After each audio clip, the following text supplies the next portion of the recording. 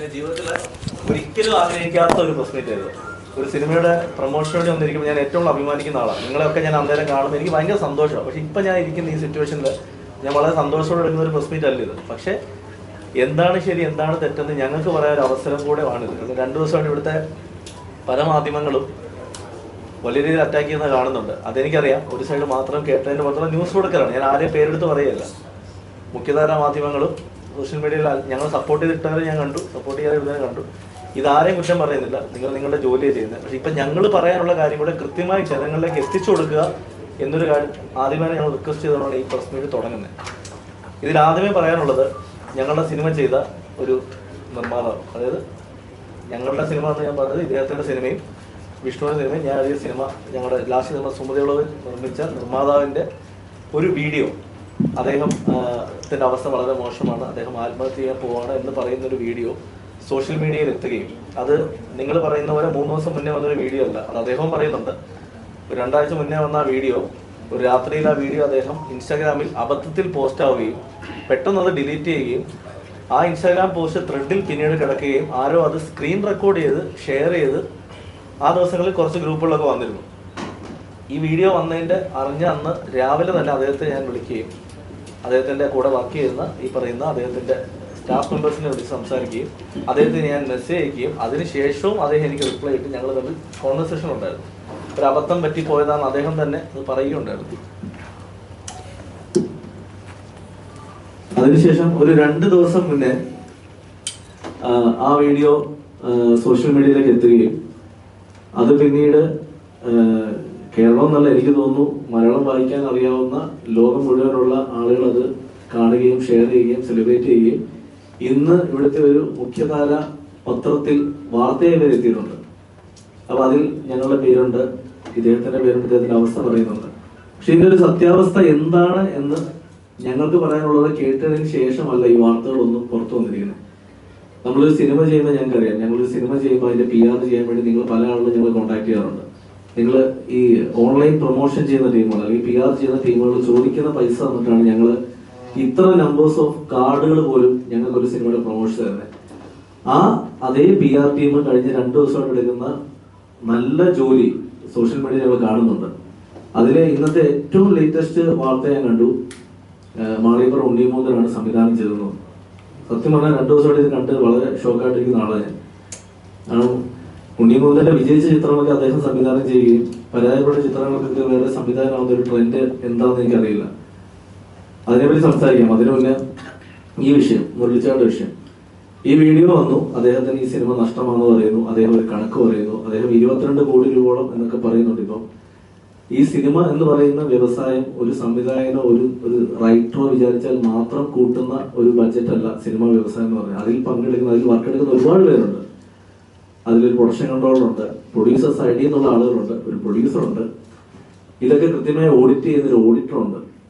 അപ്പോൾ ഒരു സിനിമ 22 കോടിയായി എന്ന് അദ്ദേഹത്തിന്റെ അക്കൗണ്ട് വഴി 22 കോടി രൂപ പോയി എന്ന് പറയുമ്പോൾ അത് ഞങ്ങൾ ചെയ്തൊരു സിനിമയ്ക്ക് 22 കോടി ആയി എന്ന് പറയുമ്പോൾ അതിന് കൃത്യമായ ബഡ്ജറ്റ് ജനങ്ങളിലേക്ക് എത്തിക്കുക എന്നൊരു ഉത്തരവാദിത്വം ഞങ്ങളുണ്ട്. ഈ സിനിമ എങ്ങനെ സംഭവിച്ചു എന്നത് പറഞ്ഞു തുടങ്ങിയാൽ മാത്രമേ അതിലേക്ക് എത്താൻ പറ്റത്തുള്ളൂ.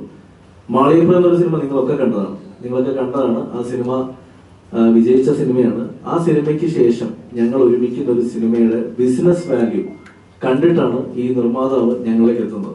അത് എത്തുന്ന രീതിയും ഇദ്ദേഹത്തിന്റെ സിനിമയായ നദികളിൽ സുന്ദരി അവരുടെ പ്രിവ്യൂ ഷോ കൊച്ചിയിൽ നടക്കുമ്പോൾ മുരളിച്ചേട്ടൻ ഞങ്ങൾ അത് ഇൻവൈറ്റ് ചെയ്തിരുന്നു. ഞാനും വിഷ്ണു ആ പടം കാണാൻ പോയി. പടം കണ്ട് ഇറങ്ങി വന്ന് ചേട്ടാ പടം നന്നായിട്ടുണ്ട്, ഉറപ്പായിട്ട് ഇത് വർക്കാവും എന്ന് പറയുന്ന സമയത്ത് അദ്ദേഹം പറഞ്ഞു, അടുത്ത സിനിമ നമുക്ക് ചെയ്താലോ എന്ന് ചോദിക്കുമ്പോൾ ഞങ്ങൾ 2 സിനിമ പ്ലാൻ ചെയ്യുന്നുണ്ട്. ഞങ്ങൾ മലയാളം അല്ലാതെ മറ്റൊരു ലാംഗ്വേജിലേക്ക് ട്രൈ ചെയ്യുന്ന സമയമായിരുന്നു. അപ്പൊ ഇവിടെ ഒരു സിനിമയും കൂടെ ചെയ്യണം എന്ന ആഗ്രഹത്തിൽ നിൽക്കുന്ന സമയത്താണ് എന്നാൽ പിന്നെ പടം ചെയ്യാം. അന്ന് മുരളിച്ചേട്ടനെ പറ്റിയുള്ള ഞങ്ങളുടെ ധാരണ, വെള്ളം എന്നൊരു സിനിമ നമ്മളെല്ലാം കണ്ടിട്ടുണ്ട്, അദ്ദേഹത്തെ ലൈഫ് നമ്മൾ കണ്ടിട്ടുണ്ട്, സക്സസ് ആയ ഒരു ബിസിനസ്മാൻ അന്ന് കണ്ടിട്ടുണ്ട്. വളരെ ചിരിച്ചുകൊണ്ട് വളരെ പോസിറ്റീവായിട്ട് ഒരു പ്രൊഡ്യൂസർ നമ്മൾ പടം ചെയ്യുന്നു എന്ന് പറഞ്ഞ് നിൽക്കുമ്പോൾ ഞങ്ങൾ അദ്ദേഹത്തെ വിളിച്ചിട്ട് നമുക്ക് ചെയ്യാം ചേട്ടാ, ഞാൻ വിജീഷിനെ വിളിച്ചിട്ടാണ് അദ്ദേഹത്തിന്റെ നമ്പർ വാങ്ങിയത് വരും, ചേട്ടാ നമുക്ക് പടം ചെയ്യാം എന്ന് പറഞ്ഞിട്ട് ഞാനും വിഷ്ണുവും അദ്ദേഹത്തിന്റെ ഫ്ലാറ്റിൽ പോവുകയും ഞങ്ങളൊരു കഥ പറയുകയും ചെയ്തു. ഞങ്ങൾ പറഞ്ഞ കഥ സുമതിയുള്ളവന്റെ കഥയല്ല, ഞങ്ങൾ പറഞ്ഞത് ജിംഗിൾ ബെൽസ് എന്ന് പറയുന്ന ഒരു സിനിമയുടെ കഥയാണ്. ഒരു 6 കോടി രൂപയോളം ബഡ്ജറ്റിൽ തീരുന്ന ആ മാളിയപ്പുറത്തിലെ 2 കുട്ടികളെയും ദേവനന്ദയും ശ്രീപത്തിനെയും പ്ലസ് ഒരു ഹീറോയും കൂടെ വെച്ചിട്ടുള്ള ഒരു കഥയായിരുന്നത്. ആ കഥ കേട്ടു, അദ്ദേഹം ഇഷ്ടപ്പെട്ട് നെക്സ്റ്റ് ഡേ അദ്ദേഹം എനിക്കും വിഷ്ണുവിനും അഡ്വാൻസ് തന്നു. ഞങ്ങൾക്ക് രണ്ടുപേർക്കും 5 ലക്ഷം രൂപ വീതം അഡ്വാൻസ് തന്നു. നമ്മൾ ഈ പടം ചെയ്യുന്നത് പറയുന്നു. ബാക്കി എല്ലാ ആളുകളെയും നമ്മൾ കോർഡിനേറ്റ് ചെയ്യുന്നു. ഇതിന്റെ സ്ക്രിപ്റ്റ് ലോക്ക് ചെയ്യുന്നു. മൂകാംബികയിൽ പോയി ആ സ്ക്രിപ്റ്റ് പൂജിച്ചതിന്റെ പോസ്റ്റുകളൊക്കെ അദ്ദേഹത്തിന്റെ ഫേസ്ബുക്കിലും എന്റെ ഫേസ്ബുക്കിലും വിഷ്ണുവിന്റെ ഫേസ്ബുക്കിലുമാണ്. അതിനുശേഷം ഞങ്ങൾ തിരിച്ചു വരുന്നു. ആ സമയത്ത് സിനിമയുടെ മൊത്തത്തിലുള്ള സക്സസ് ഫോർമുലാസ് ഒന്ന് മാറി തുടങ്ങിയ സമയമായിരുന്നു. അതൊരു ത്രില്ലർ സിനിമയായിരുന്നു, ഒരു ത്രില്ലർ മൂഡിലുള്ള സിനിമയായിരുന്നു. അപ്പൊ അതാണോ ചെയ്യേണ്ടത് എന്നൊരു ഡൗട്ടിന്റെ പുറത്താണ് ഞങ്ങൾ ആ സമയത്ത് അദ്ദേഹത്തിന് ഫണ്ടില്ല. ഇദ്ദേഹം എന്നെയും വിഷ്ണുവിനെയും അന്ന് ആ സിനിമയുടെ പ്രൊഡക്ഷൻ കൺട്രോളറായ സഞ്ജയ് പടിയൂരിനെയും കൊണ്ട് ദുബായിൽ പോവുകയും വിഷ്ണുവിന്റെ അമ്മയടക്കമുള്ള ആളുകൾ കണക്ട് ചെയ്ത് കൊടുത്ത കുറെ ഇൻവെസ്റ്റേഴ്സിനെ ഞങ്ങൾ ഒരുമിച്ച് പോയി കാണുകയും ഇദ്ദേഹത്തിന് വേണ്ടി ഈ സിനിമ ചെയ്യാൻ പൈസ വേണമെന്ന് പറഞ്ഞു. അപ്പൊ പുള്ളി അന്നൊക്കെ ഞങ്ങളോട് പറയുന്നത് പുള്ളിയുടെ ഒരു ബിസിനസ് ഒരു പേയ്മെന്റ് വരാനുണ്ട്, അത് ഓസ്ട്രേലിയയിൽ നിന്നും US നിന്നും വരാനുള്ള പേയ്മെന്റ് ആണ്. അത് വന്നു കഴിഞ്ഞാൽ എനിക്കിതൊന്നും ആവശ്യമില്ല. വളരെ ജെനുവിനായിട്ട് ഞങ്ങളുടെ കൂടെ നിൽക്കുന്ന ഒരു പ്രൊഡ്യൂസറിനെ സപ്പോർട്ട് ചെയ്യാൻ വേണ്ടി ഞങ്ങൾ തന്നെ ആ പടത്തിന് ഇൻവെസ്റ്റേഴ്സിനെ കാണാനും അദ്ദേഹത്തിന്റെ കെയർ ഓഫിലുള്ള കുറെ ഇൻവെസ്റ്റേഴ്സിനെ അദ്ദേഹം ഞങ്ങളെ കൊണ്ടിരുത്തി ഇവർ മാളികപ്പുറത്തിന്റെ ക്രിയേറ്റീവ് പീപ്പിൾ ആണെന്ന് പറയുകയും അവരെ ഹെൽപ്പ് ചെയ്യാന്നൊക്കെ പറയുമ്പോഴും ആ സിനിമ അല്ല ചെയ്യേണ്ട എന്നൊരു തോന്നലിലേക്കാണ് ഞങ്ങൾ നിന്നത്. ആ സമയത്താണ് ഒരു ദിവസം ഈ മുരളിച്ചേട്ടനോട് ഞാനാണ് പറയുന്നത്, മുരളിച്ചേട്ടാ 2019 ഞങ്ങള് ചെയ്യാവുന്ന സിനിമയുണ്ട് മാളികപ്പുറത്തിന് മുന്നേ, സുമതി വളവ് എന്നൊരു സിനിമ. അതൊരു യഥാർത്ഥ സ്ഥലത്തെ ബേസ് ചെയ്തിട്ടുള്ള ഒരു ഹൊറർ സിനിമയാണ്. 2019 ആ സിനിമ അർജുൻ കേട്ടിരുന്നു. പക്ഷെ ആ 2019 അർജുനെ വെച്ചിട്ട് ആ സിനിമ ചെയ്യാൻ പ്രൊഡ്യൂസേഴ്സ് വന്നിട്ടാണ്. അതൊരു ബിസിനസ് വാല്യൂ ഒന്നും അർജുൻ അത്രയില്ല, അതൊരു വലിയ അത്യാവശ്യം ബഡ്ജറ്റ് ആവുന്ന ഒരു സിനിമയാണെന്ന് പറയുമ്പോൾ പുള്ളി പറഞ്ഞു, എന്റെ കയ്യിൽ ഒരു 3.5-4 കോടി രൂപയുണ്ട്, ഇത് വെച്ച് നമുക്ക് സ്റ്റാർട്ട് ചെയ്താൽ. അപ്പൊ ഞാൻ പറഞ്ഞു, ചേട്ടാ എന്തായാലും ആ സിനിമ അന്ന് സ്ക്രിപ്റ്റ് ഫൈനലല്ല, ചേട്ടാ എന്തായാലും ആ സിനിമ 10 കോടിക്കടുത്തെങ്കിലും വരും എന്ന് ഞാൻ പറഞ്ഞിരുന്നു. അപ്പൊ പുള്ളി പറഞ്ഞു നമുക്കിത് നോക്കാം എന്ന് പറഞ്ഞിട്ട് പുള്ളി കഥ കേൾക്കുന്നു. കഥ കേട്ടപ്പോൾ പുള്ളി എക്സൈറ്റഡ് ആയിട്ട് നമ്മൾ ഈ പടം ചെയ്യുന്നു എന്ന് പറയുന്നു. അപ്പം ഞങ്ങളും തീരുമാനിച്ചെന്നാൽ സുമതിയോട് ചെയ്യാം എന്ന് പറയുന്നു. ഞങ്ങള് ഈ ഷൂട്ട് തുടങ്ങുന്നതിന്റെ ഒരു 6-7 മാസം മുന്നേ കൊച്ചിയിൽ ഒരു വലിയ ഫംഗ്ഷൻ വെച്ചിരുന്നു, ഒരു ലോഞ്ച്. നിങ്ങളൊക്കെ എല്ലാവരും വന്ന് ലോഞ്ച് ചെയ്ത് IMA ഹോളിൽ. ആ ലോഞ്ച് എന്ന് വെച്ചത് പോലും അദ്ദേഹത്തിന് ഇങ്ങനെ ഒരു പ്രൊജക്ട് വരുന്നുണ്ടെന്ന് പബ്ലിക്കിനെ അറിയിക്കണമെന്നും അതുവഴി അദ്ദേഹത്തിന് ഇൻവെസ്റ്റേഴ്സിനെ കിട്ടുമെന്നും പറഞ്ഞിട്ട് തന്നെയാണ് അന്ന് ആ ലോഞ്ച് വെച്ചത്. ആ ലോഞ്ചിൽ പോലും ഞാനും വിഷ്ണുവും അടക്കമുള്ള എല്ലാവരും സംസാരിച്ചിട്ടുണ്ടായിരുന്നു, ഇതൊരു വലിയ ബഡ്ജറ്റിൽ ഒരുങ്ങുന്ന സിനിമയാണ്, അർജുൻ അശോകന്റെ കരിയറിലാണ് ഏറ്റവും ബഡ്ജറ്റിൽ ഒരുങ്ങുന്ന സിനിമയാണ്, ഒരു നമ്പർ ഓഫ് ഡേയ്സ് പോലും അധികമാകുന്ന ഒരു സിനിമയാണെന്ന് പറഞ്ഞതിന് ശേഷം ഒരു 6 മാസത്തോളം ഇതിന്റെ പ്രീ പ്രൊഡക്ഷനും കാര്യങ്ങളും ഒക്കെ മുന്നോട്ട് പോകുന്നു. ഈ സിനിമ തീരുമാനിക്കുന്നു, ഇത് ബാക്കി ആർട്ടിസ്റ്റുകളൊക്കെ തീരുമാനിക്കുന്നു. ആ സമയത്താണ് ഒരു ഷൂട്ടിംഗ് തുടങ്ങാൻ കുറച്ച് ദിവസങ്ങൾ മുന്നേ അദ്ദേഹം പറയുന്നത് എന്റെ അക്കൗണ്ടിൽ 25 ലക്ഷം രൂപ പൈസ ഉണ്ടെന്ന് പറയുന്നു. സത്യം പറഞ്ഞാൽ ഇത്രയും ബഡ്ജറ്റിൽ ഒരുങ്ങുന്ന സിനിമയുടെ പ്രൊഡ്യൂസർ പറയാണ് എന്റെ അക്കൗണ്ടിൽ 25 ലക്ഷം രൂപ, പക്ഷെ പേടിക്കണ്ട എന്റെ പൈസ വരും എന്ന് പറയുമ്പോൾ ഈ സിനിമ നടക്കാതിരുന്നാൽ മാളികപ്പുറം ടീമിന്റെ ഒരു സിനിമ ഡ്രോപ്പ് ആവുന്ന അല്ലെങ്കിൽ ഡിലേ ആവുന്ന ഒരു അവസ്ഥ വരല്ലേ എന്ന് ഉറപ്പിച്ചിട്ട് അതിനു മുന്നേ വേറെ ആൾ പറയാണ്ട് ഇദ്ദേഹമായിട്ട് പടം ചെയ്യാൻ തീരുമാനിച്ചപ്പോൾ ഇദ്ദേഹത്തിനോട് ബാധിച്ച ഒരുപാട് പേര് വിളിച്ചിട്ട് ഇദ്ദേഹത്തിനോട് പടം ചെയ്യുമെന്ന് ഞങ്ങളോട് പറഞ്ഞു. അപ്പം പോലും കുഴപ്പമില്ല, മുരളിച്ചേട്ടനോട് പടം ചെയ്യാം, കാരണം അദ്ദേഹം അത്ര ഡീസന്റ് ആയിട്ടാണ് ഞങ്ങൾക്ക് ബിഹേവ് ചെയ്തിട്ടുള്ളത്. എല്ലാ കാര്യങ്ങളും നമ്മുടെ ഒരു മൂത്ത ചേട്ടനെ പോലെ, നമ്മുടെ ഒരു ഫാമിലി മെമ്പറെ പോലെ തന്നെയാണ് അദ്ദേഹം നിന്നിട്ടുള്ളത്. അദ്ദേഹത്തിന്റെ ഫാമിലിയായിട്ടും നല്ല ബന്ധമാണ്, ഞങ്ങളുടെ ഫാമിലിയായിട്ട് അദ്ദേഹത്തിനും നല്ല ബന്ധം, അങ്ങോട്ടും ഇങ്ങോട്ടും ഒക്കെ വരുന്ന ആളായിരുന്നു.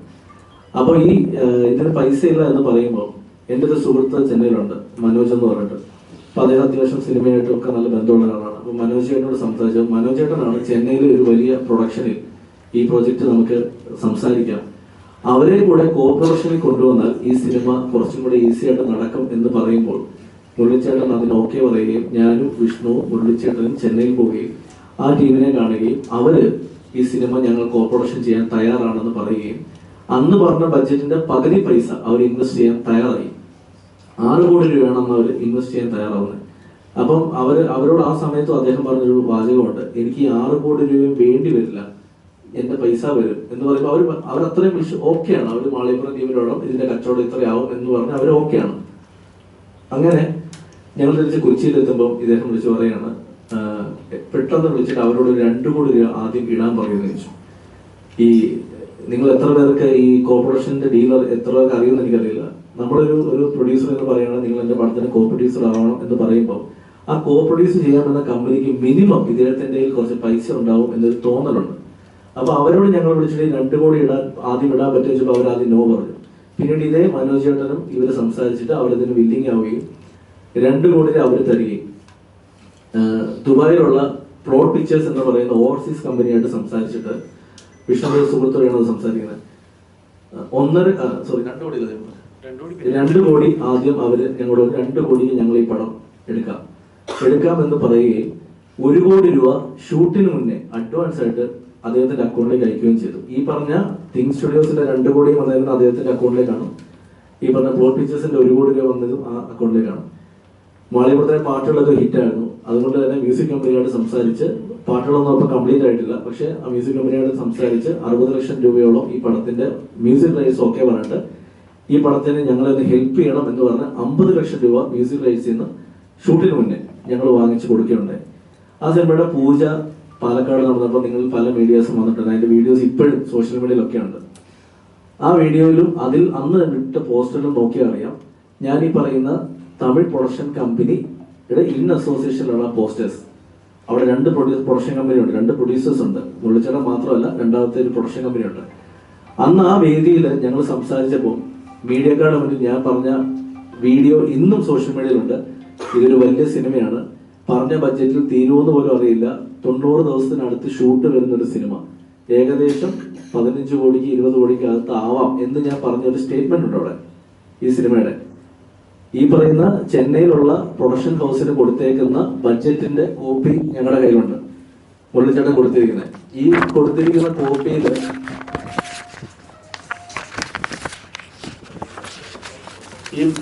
കോപ്പിയിൽ ഈ സിനിമയുടെ ബഡ്ജറ്റാണ് ഈ കൊടുത്തിരിക്കുന്നത്. 85 ദിവസം ഷൂട്ട്, 27 ലൊക്കേഷൻ, 5 പാട്ട്, 3 ആക്ഷൻ ബ്ലോക്ക്, 14 കോടി ബഡ്ജറ്റ്. ഇത് അദ്ദേഹം കൊടുത്തിരിക്കുന്നതാണ്.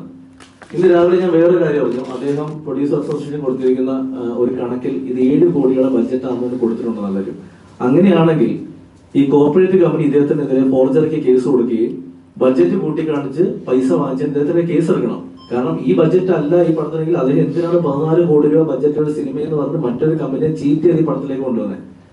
ഇനി അടുത്തത് സിനിമ തുടങ്ങി, സിനിമ സ്റ്റാർട്ട് ചെയ്ത് ആദ്യത്തെ ബാറ്റ കഴിയുന്നു. ഈ 2 കോടി പ്ലസ് 1 50, 3000 രൂപയിലാണ് ഈ പടം ഓടിക്കൊണ്ടിരിക്കുന്നത്. ആദ്യത്തെ ബാറ്റ കഴിഞ്ഞപ്പോൾ ഇദ്ദേഹം പറഞ്ഞു, പൈസ തീർന്നു, ഇനി നമുക്ക് അടുത്ത പൈസ റെഡിയാക്കണമെന്ന്. അപ്പൊ ഞങ്ങൾ അപ്പോഴും ചോദിച്ചു, ചേട്ടന്റെ ഒരു ബിസിനസ് ഡീൽ വരാനില്ലേ, അത് ലേറ്റ് ആവും, എന്താ ചെയ്യുക എന്ന് ചോദിക്കുമ്പോൾ ഇതേ ചെന്നൈയിലുള്ള പ്രൊഡ്യൂസേഴ്സിനെ വിളിച്ചിട്ട് 2 കോടിയും കൂടെ വേണമെന്ന് പറയുന്നു. അവർ ഓഫർ ചെയ്ത് 6 കോടിയിൽ വീണ്ടും 2 കോടി ചോദിക്കുന്നു, 4 കോടി തരുന്നു. 20 ദിവസം കഴിയുമ്പോൾ വീണ്ടും അവരോട് തന്നെ 2 കോടി വാങ്ങിച്ചിട്ട് 6 കോടി രൂപ GST കട്ടയുള്ള 6 കോടി രൂപ അവർ കൊടുക്കുകയാണ്. അന്നേരം അവര് ഞങ്ങളോട് ചോദിച്ചൊരു ചോദ്യമുണ്ട്, then why there is another producer എന്ന് ചോദിച്ചു. ഇത് ഞങ്ങൾ പൈസ തന്നുകൊണ്ടിരിക്കുകയാണെങ്കിൽ എന്തിനാണ് വേറൊരു പ്രൊഡ്യൂസർ, ബാക്കിയായിട്ട് ഞങ്ങൾ ചെയ്താൽ പോരെ എന്ന് അദ്ദേഹം ചോദിച്ചപ്പോൾ അദ്ദേഹം ഒരു സ്റ്റേറ്റ്മെന്റ് പറഞ്ഞു, ഇനിയും ഈ പടത്തിൽ കോ പ്രൊഡക്ഷനായിട്ട് ഞങ്ങളില്ല, ഞങ്ങളിത് ഫിനാൻസ് ചെയ്യാം, ഇൻട്രസ്റ്റ് സഹിതം തിരിച്ചു തന്നാൽ മതി എന്ന് പറയുകയും മുരളിച്ചേട്ടൻ അത് ഓക്കെ പറയുകയും ചെയ്തു. കുഴപ്പമില്ല, ഞാൻ മാത്രം മതി പ്രൊഡ്യൂസർ, ബാക്കി പൈസ ഞാൻ കൊണ്ടുവരാം എന്ന് പറയുകയും ഈ പറഞ്ഞ പ്രൊഡക്ഷൻ കമ്പനീനെ ഫിനാൻസ് ആക്കി മാറ്റുകയും പിന്നീട് വന്ന പോസ്റ്റേഴ്സിൽ അവരുടെ പേരുമില്ല,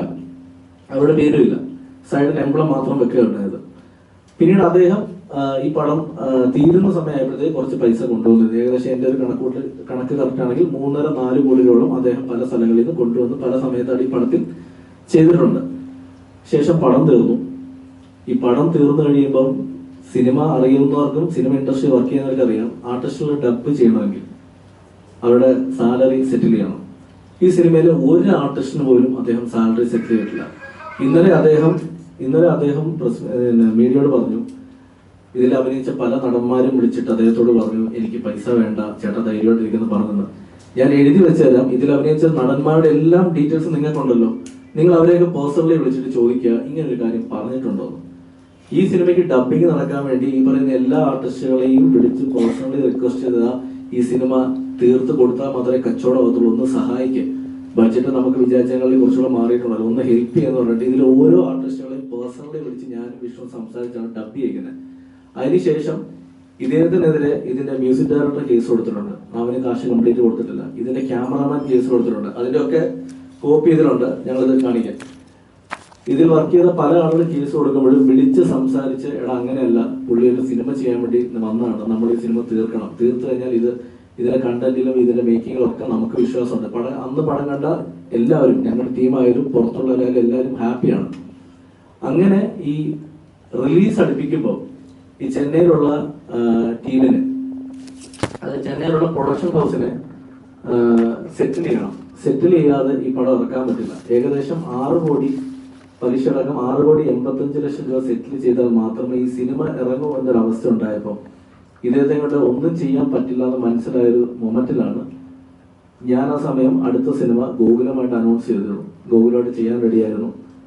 ഗോകുലമായിട്ട് ഞാൻ സംസാരിക്കുകയും ഗോപാലൻ സാറിനെയും മൂർത്തി ചേട്ടനെയും മീറ്റ് ചെയ്ത് സംസാരിക്കുകയും ഇങ്ങനൊരു സംഭവമുണ്ട്, നമ്മൾ സഹായിക്കണം, ഈ സിനിമ ഇറങ്ങണം എന്ന് പറഞ്ഞപ്പോൾ ഗോപാലൻ സാറും മൂർത്തി സാറും ഈ സിനിമ വന്ന് കാണുകയും അവർ ഈ സിനിമ ഇഷ്ടപ്പെട്ടിട്ട് നമ്മൾ ഇത് ചെയ്യുന്നു എന്ന് പറഞ്ഞിട്ട് അടുത്ത ദിവസം ഇദ്ദേഹത്തെ വിളിച്ചു വരുത്തുകയും ഈ ചെന്നൈ കമ്പനിക്ക് കൊടുക്കേണ്ട പേയ്മെന്റ് ഗോകുലം സെറ്റിൽ ചെയ്യണം. സെറ്റിൽ ചെയ്ത് കഴിഞ്ഞിട്ടും ഈ സിനിമ ഇറക്കണമെങ്കിൽ കുറച്ച് കടമ്പകളുണ്ട്. ഫൈനൽ ഔട്ട് അടിക്കണം, ബാക്കിയുള്ള സെറ്റിൽമെന്റ് ചെയ്യണം, സ്റ്റുഡിയോ റെന്റ് കൊടുക്കണം. ഇതെല്ലാം ഗോകുലത്തിന്റെ സൈഡിൽ നിന്നാണ് പോയിരിക്കുന്നത്. ഈ പൈസ എല്ലാം പോയിരിക്കുന്നത് അക്കൗണ്ട് ത്രൂ മുള്ളിച്ചേട്ടന്റെ വഴിയാണ്. അതായത് ഗോകുലം കൊടുത്ത പൈസയും ഡ്രീം പിക്കിന്ന് ഡിസ്ട്രിബ്യൂഷന്റെ കൊടുത്ത പൈസയും തിങ് സ്റ്റുഡിയോസിന്റെ പൈസ ഒക്കെ പോയത് മുള്ളിച്ചേട്ടന്റെ അക്കൗണ്ടിൽ നിന്നാണ്. അപ്പൊ അദ്ദേഹത്തിന്റെ അക്കൗണ്ടിൽ നിന്നാണ് എല്ലാ പൈസയും വരുന്നത്. അദ്ദേഹം മീഡിയയോട് പറയുമ്പോൾ അദ്ദേഹം ആലോചിക്കുന്നത് അദ്ദേഹത്തിന്റെ കാശല്ല, അദ്ദേഹത്തിന് വേണ്ടി ഈ സിനിമയ്ക്ക് വേണ്ടി ഇൻവെസ്റ്റ് ചെയ്യിച്ചവർ കൊടുത്ത പൈസ പുള്ളി മറ്റൊരാൾക്ക് കൊടുക്കുന്നു. അതെല്ലാം അദ്ദേഹം ഇന്നലെ ഒരു പേപ്പർ അദ്ദേഹം മീഡിയയുടെ മുന്നിൽ കാണിച്ചിരുന്നു. ഇതിന്റെ ടോട്ടൽ ബഡ്ജറ്റ് എന്ന് പറഞ്ഞിട്ട് ഞങ്ങൾ സൈൻ ചെയ്ത് കൊടുക്കുന്നതാണ്. അതിൽ തന്നെ ഈ സിനിമയുടെ ടോട്ടൽ ഇൻകം, അതായത് ബിസിനസ്, ഞാൻ കളക്ഷൻ അല്ല പറഞ്ഞത്, പ്രൊഡ്യൂസർ ഷെയറും ബാക്കി ബിസിനസ് എല്ലാം കഴിഞ്ഞ് ഇൻകം 15 കോടി രൂപയാണ് അദ്ദേഹം കാണിച്ചിരുന്നത്. 15 കോടി കളക്ഷൻ വന്ന് അദ്ദേഹം തന്നെ സമ്മതിച്ചിട്ടുണ്ട്. പ്ലസ് അദ്ദേഹം അതിനോട് ആഡ് ചെയ്തത് കുറച്ച് പോയിന്റുകളുണ്ട്. അദ്ദേഹത്തിന്റെ കുറെ ഇൻട്രസ്റ്റ് കണക്കുകൾ, അദ്ദേഹത്തിന്റെ പേഴ്സണൽ ചെലവുകൾ, അദ്ദേഹം ആരുടെയൊക്കെ അടുത്തൊന്ന് പൈസ വാങ്ങിച്ചതിന്റെ എക്സ്പെൻസുകളൊക്കെ അദ്ദേഹം ഇട്ടിട്ടുണ്ട്. ഇതെല്ലാം കൂട്ടി 22 കോടി എന്ന് പറയുന്നു. ഞാൻ പറയുന്നത് ഓപ്പണായിട്ട് ഞാൻ പറയുന്നത് ഇതൊരു പബ്ലിക് ഓഡിറ്റിങ്ങിന് വിധേയമായിരിക്കും. ഈ സിനിമയ്ക്ക് ചെലവായ പൈസ ഒരു പബ്ലിക് ഓഡിറ്റിങ്ങിന് വിധേയമായിരിക്കും. ഞങ്ങൾ റെഡിയാണ്. ഇവിടെ അസോസിയേഷൻ ഉണ്ട്, ഇവിടെ നിങ്ങൾ മീഡിയ ഉണ്ട്, ജനങ്ങളുണ്ട്. കഴിഞ്ഞ 3 വർഷത്തെ എന്റെ അക്കൗണ്ട് ബാലൻസും വിഷ്ണുവിന്റെ അക്കൗണ്ട് ബാലൻസും ഇദ്ദേഹത്തിന്റെ അക്കൗണ്ട് ബാലൻസും വേണം ഞങ്ങൾ ബാങ്ക് സ്റ്റേറ്റ്മെന്റ്സ് തരാം. ഇപ്പോഴും എനിക്ക് 6 പടം ചെയ്തിട്ടും എങ്ങനെ ജീവിക്കുന്നുള്ളത് എനിക്കറിയാം. കാര്യം പുറത്തുനിന്ന് നോക്കുമ്പോൾ ഞങ്ങളുടെ കഷ്ടപ്പാട് ഞങ്ങൾക്കുണ്ട്. ഈ സിനിമയ്ക്ക് ഇന്നലെ അദ്ദേഹം പറഞ്ഞു എനിക്ക് 25 കോടി രൂപ 25 ലക്ഷം രൂപ, സോറി ഇനി അതിന് അടുത്ത് പറയാനുണ്ട്, 25 ലക്ഷം രൂപ എനിക്ക് തന്നു എന്ന് പറഞ്ഞു. ഞാൻ എന്റെ ബാങ്ക് സ്റ്റേറ്റ്മെന്റ് ഇന്നലെ ഇന്നുമായിട്ട് മൊത്തം എടുപ്പിച്ചപ്പം അത് എനിക്ക് പല സമയത്തായിട്ട് അയച്ചിരിക്കുന്ന പൈസ ഒരു 17-18 ലക്ഷം രൂപയാണ്. പല സമയത്തായിട്ട് ഇതിൽ ഏറ്റവും വലിയ ഫൺ ഫാക്ടർ എന്താണെന്ന് വെച്ചാൽ സിനിമ റിലീസിന് മുന്നേയുള്ള പ്രൊമോഷൻ സമയത്ത് ഞാൻ ഇതിലെ ഓൺലൈൻ മീഡിയാസിന് അറിയാം, ഞാൻ അന്ന് പ്രൊമോഷൻ തന്നെ ഹോസ്പിറ്റലിൽ നിന്നാണ്. എന്റെ അച്ഛന്റെ ബൈപ്പാസ് സർജറി കഴിഞ്ഞിട്ട് വെൽകെയർ ഹോസ്പിറ്റലിൽ കിടക്കുകയും ഞാൻ അവിടുന്ന് ഇരുന്നേ. ഈ അച്ഛന്റെ സർജറിക്ക് 3 ദിവസം മുന്നേ 3-4 ദിവസം മുന്നേ ഇദ്ദേഹം എന്നെ വിളിച്ചിട്ട് ഞാൻ ദുബായിലാണ്, നമ്മൾ പടം ഇറങ്ങാൻ പോകാൻ, നമ്മൾ രക്ഷപ്പെടുന്നു, നമ്മൾ അടിപൊളിയാവും, ധൈര്യമായിട്ട് ഇരിക്കുക എന്ന് പറഞ്ഞിട്ട് പുള്ളി പറഞ്ഞു ഞാൻ ദുബായിൽ പെട്ടിരിക്കുക, എനിക്ക് നാളെ നാട്ടിൽ വരണം, നാളെ ഒരു സെറ്റിൽമെന്റ് കിട്ടും, എനിക്ക് ഇവിടെ ഒരു സെറ്റിൽമെന്റ് എടുക്കും, 3 ലക്ഷം രൂപ വേണമെന്ന് പറയുന്നു. ഈ 3 ലക്ഷം രൂപ വേണമെന്ന് പറയുമ്പോൾ നിങ്ങൾ ആലോചിക്കണം, ഞാൻ അച്ഛന്റെ സർജറിക്ക് പൈസ എനിക്ക് കളക്ട് ചെയ്ത് വെച്ചിരിക്കുകയാണ്. അപ്പൊ ഞാൻ പറഞ്ഞു ചേട്ടാ എന്റെ കയ്യിൽ പൈസ കുറവാണ്, കാരണം മറ്റന്നാൾ സർജറിയാണ്, അല്ല നാളെ ഞാൻ എത്തും, ഒരു ടെൻഷനും വേണ്ട, അച്ഛന്റെ സർജറിക്കുള്ള പൈസ ബാക്കി ഞാൻ തന്നോളാം എന്ന് പറഞ്ഞിട്ട് ഞാൻ അദ്ദേഹത്തിന് 3 ലക്ഷം രൂപ ട്രാൻസ്ഫർ ചെയ്ത് കൊടുത്തു. ടിൽ ഈ ഡേറ്റ് വരെ എനിക്ക് ആ പൈസ തിരിച്ചിട്ടിട്ടില്ല, ഇതുവരെ തന്നിട്ടില്ല. പക്ഷെ ഞാനത് ഓക്കെ, അദ്ദേഹത്തിന് നഷ്ടം വന്ന് പറഞ്ഞപ്പോഴും ഓക്കെ, ഞാനത് ലാസ്റ്റ് മീറ്റ് ചെയ്യുമ്പോൾ ചേട്ടാ കുഴപ്പമില്ല, അത് ഞാൻ നോക്കിക്കോളാം എന്ന് പറഞ്ഞു. പക്ഷെ അന്നേരം എന്റെ അച്ഛന്റെ സർജറി സമയത്ത് എന്നെ ഹെൽപ്പ് ചെയ്തേക്കുന്നത് ഗോകുലത്തിൽ നിന്നും ബാക്കി എന്റെ സുഹൃത്തുക്കളുമാണ്. ഇന്ന് അദ്ദേഹം ഒരു അലിഗേഷൻ പറയുകയാണ് ഞാനും വിഷ്ണുവും 7 കോടി രൂപയോളം അദ്ദേഹത്തെ പറ്റിച്ചു, ഞങ്ങൾ കള്ളനാണ്. ആ സ്റ്റേറ്റ്മെന്റ് ആണ് പുള്ളി പിൻവലിക്കേണ്ടത്. എന്താണ് പറ്റിച്ചതെന്ന് ഇന്നലെ എനിക്ക് തോന്നുന്നു മീഡിയ വണ്ണാന്ന് തോന്നുന്നു, മീഡിയ വണ്ണോ അത് ബിഗ് ടി വി ആണോ അതൊക്കെ ചോദിച്ചപ്പോൾ അദ്ദേഹത്തോട് എടുത്തു ചോദിച്ചു അഭിലാഷ് പിള്ള എന്താണ് പറ്റിച്ചെന്ന് ചോദിച്ചപ്പോൾ അദ്ദേഹം പറഞ്ഞു പറ്റിച്ചെന്ന് വെച്ചാൽ സിനിമ കഴിഞ്ഞ് എന്നെ വിളിക്കുമായിരുന്നു, കുറച്ചാൾ കഴിയുമ്പോൾ അദ്ദേഹത്തിന്റെ വേറെ പടത്തിന് പോയെന്ന്. ഞാൻ പിന്നെ പുള്ളിയുടെ വീട്ടിൽ പോയിരിക്കണം, എനിക്ക് അടുത്ത പടം ചെയ്യണ്ടേ, എനിക്ക് എന്റെ കാര്യങ്ങൾ നോക്കണ്ടേ. ഇനിയും അടുത്ത കാര്യം, സുമതി വളവ് എന്നൊരു സിനിമ ഒക്കെ ലാഭവും നഷ്ടവും അവിടെ നിൽക്കട്ടെ, നഷ്ടമാണെന്ന് വെച്ചു. നഷ്ടമാണെങ്കിൽ മലയാള സിനിമയിലെ ആദ്യത്തെ നഷ്ടം വന്ന സിനിമയാണോ സുമതി വളവ്? ഇദ്ദേഹത്തിന് ആത്മഹത്യ ചെയ്യാൻ പോകുന്നൊരു വീഡിയോ കണ്ടു, ഓക്കെ, അതിൽ എനിക്കും വിഷമമുണ്ട്, ഞാൻ അദ്ദേഹത്തെ ആ കാര്യത്തിന് വിളിച്ച ആളുമാണ്. ഇത് ആദ്യത്തെ വീഡിയോ ആണെന്നാണോ നിങ്ങളുടെ വിചാരം? ഇതുപോലത്തെ വീഡിയോസ് വേറെ ഉണ്ട്. ഒരു വീഡിയോ മാത്രമേ പുറത്തു വന്നിട്ടുള്ളൂ, വീഡിയോ മാത്രമല്ല ലൈവായിട്ട് അത് കണ്ട ആളുണ്ട് ഇവിടെ, അദ്ദേഹം പറയും, സംസാരിക്കും. ഇത് മുരളിച്ചേട്ടനെ വ്യക്തിഹത്യ ചെയ്യാനായിട്ടോ അല്ലെ മുരളിച്ചേട്ടനെ മോശമാക്കാനോ വേണ്ടിയല്ല, അദ്ദേഹത്തിന്റെ ഇപ്പോഴത്തെ അവസ്ഥ മോശമാവാം, എനിക്കറിയില്ല, അദ്ദേഹം തന്നെ പറയും മോശമാണ്. പക്ഷെ കയ്യിൽ 5 പൈസ എടുക്കാനില്ലാത്ത ഒരു പ്രൊഡ്യൂസർ 2 ആഴ്ച മുന്നേ ചെന്നൈയിൽ പോയി അദ്ദേഹത്തിന്റെ ഒരു സിനിമയുടെ റീമേക്ക് ചെയ്യാൻ നായകൻ അഡ്വാൻസ് കൊടുത്തിട്ടുണ്ട്. വെള്ളം തമിഴിലേക്ക് റീമേക്ക് ചെയ്യാൻ അദ്ദേഹം അഡ്വാൻസ് കൊടുത്തിട്ടുണ്ട്. ആത്മഹത്യ നിൽക്കുന്ന പുള്ളിക്ക് ആ പൈസ എടുത്ത് വെച്ചിട്ട് ജീവിച്ചൂടെ കുറച്ചാളത്തേക്ക്? എന്തിനാണ് അത് ചെയ്തത്? ആ അഡ്വാൻസ് വാങ്ങിച്ച നായകൻ അദ്ദേഹത്തിന്റെ സുഹൃത്തുക്കൂടെയാണ്. അദ്ദേഹം എന്നെ ഒന്ന് ഞങ്ങൾ മീറ്റ് ചെയ്തു. എന്നോട് സംസാരിച്ചപ്പോൾ ഞാൻ പറഞ്ഞത് ആ പടം ചെയ്യും, കാരണം സുമതിയോട് അദ്ദേഹത്തിന് നഷ്ടമാണെന്നൊക്കെ അദ്ദേഹം പറയുന്നുണ്ട്. എന്തെങ്കിലും ചെയ്ത് ആ പടം തമിഴിൽ വർക്കാവും, ഉറപ്പായിട്ടും ആ സിനിമ തമിഴിൽ വർക്കാവുന്ന സിനിമയാണ്. ആ സിനിമ ചെയ്ത് ഒന്ന് സെറ്റ് ആവും. അപ്പോൾ എൻ്റെ അടുത്ത് അദ്ദേഹം പറഞ്ഞു ബാക്കി പൈസ ആയിട്ടില്ലെന്ന് തോന്നുന്നു പറഞ്ഞു.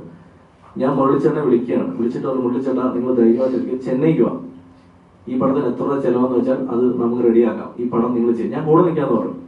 അതിനുശേഷം ഈ വീഡിയോ വരുന്നതിന്റെ ഒരു 3 ദിവസം മുന്നേ ഇദ്ദേഹത്തിന് ഞാൻ വിളിക്കുകയും ഇദ്ദേഹത്തിന്റെ കൂടെ ജോലി ചെയ്യുന്ന ഒരാളുണ്ട്, ഇതെല്ലാം കോർഡിനേറ്റ് ചെയ്യുന്ന അവരാണ്. സുമതി വളവ് 2 ചെയ്യാൻ വേണ്ടി അന്ന് തൊട്ട് ചോദിക്കുകയാണ്.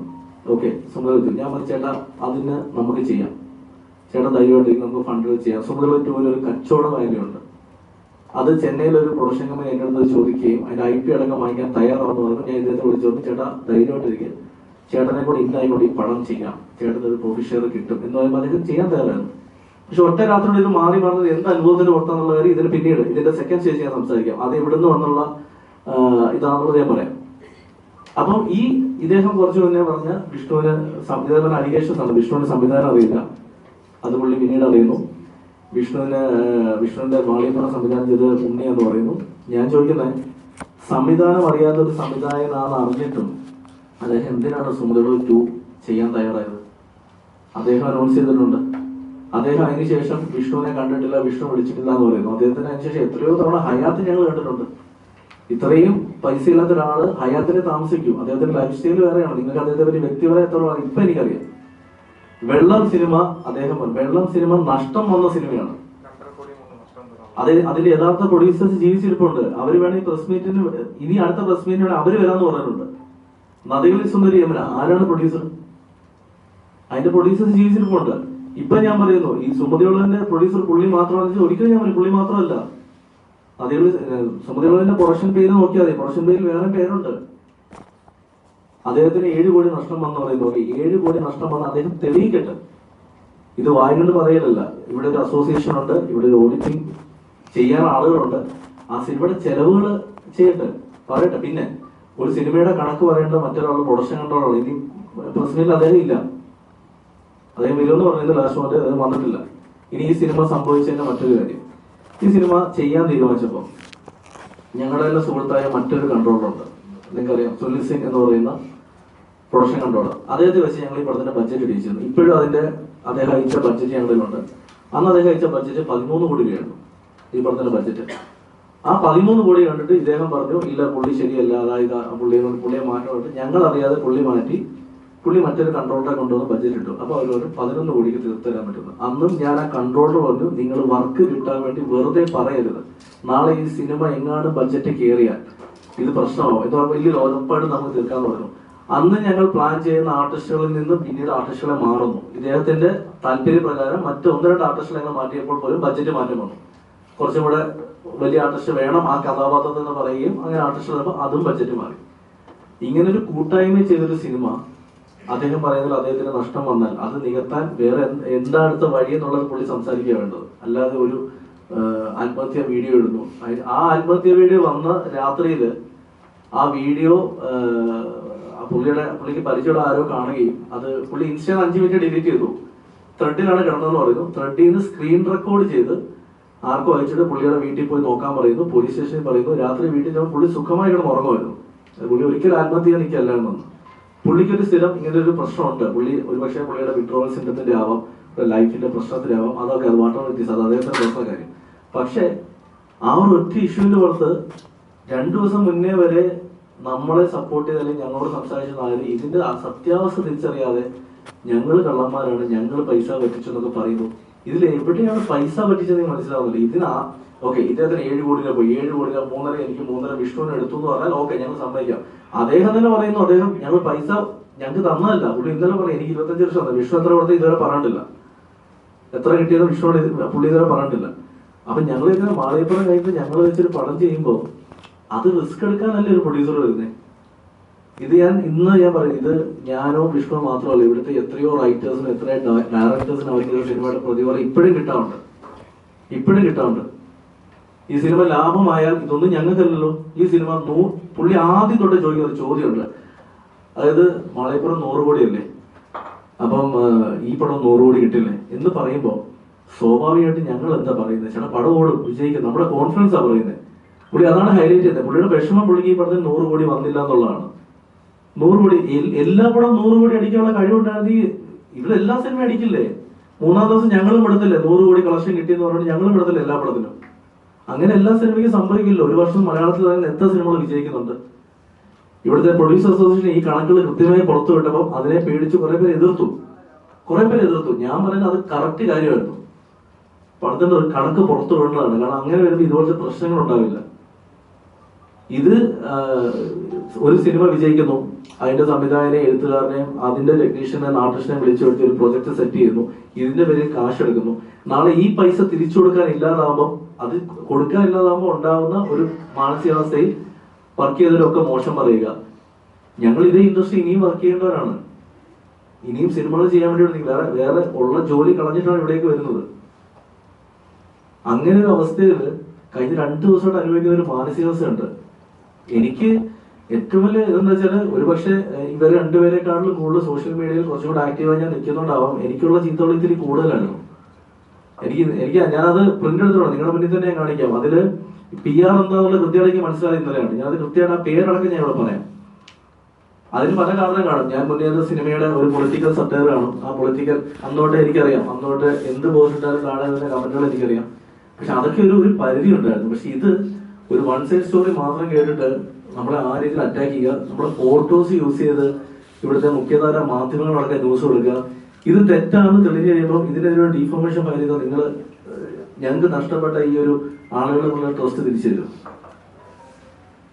ഇതിപ്പോ എന്റെ മാളികപ്പുറത്തിന്റെ സുമതികളുടെ അവസ്ഥ റൈറ്റർ എന്ന രീതി ഞാൻ പറഞ്ഞാണ് ഈ സിനിമയെ സംഭവിച്ചത്. ഇതാണ് മുരളിച്ചേട്ടൻ. ഞങ്ങൾ അന്നും പറയുന്നുണ്ട്, മുരളിച്ചേട്ടാ നിങ്ങൾ ഇത് കണക്ക് നമുക്ക് എല്ലാവർക്കും കൂടി ഇരിക്കാം. അദ്ദേഹം കണക്ക് നോക്കാൻ വന്നാലും അദ്ദേഹത്തിന് ചില സമയത്ത് പെട്ടെന്ന് ഈ വെട്ടുവാദം പിടിച്ച സ്വഭാവമുണ്ട്. അത് പക്ഷേ ഈ വെള്ളം സിനിമയുടെ കഥ കണ്ടാൽ നിങ്ങൾക്ക് അറിയാം. പക്ഷെ അദ്ദേഹം വിട്ടുവാൾ സിനിമത്തിന്റെ ആവാം, പെട്ടെന്ന് വയലന്റ് ആവും. നമ്മൾ പറയുന്നത് കേൾക്കാൻ നിൽക്കുന്നില്ല, വയലന്റ് ആവും.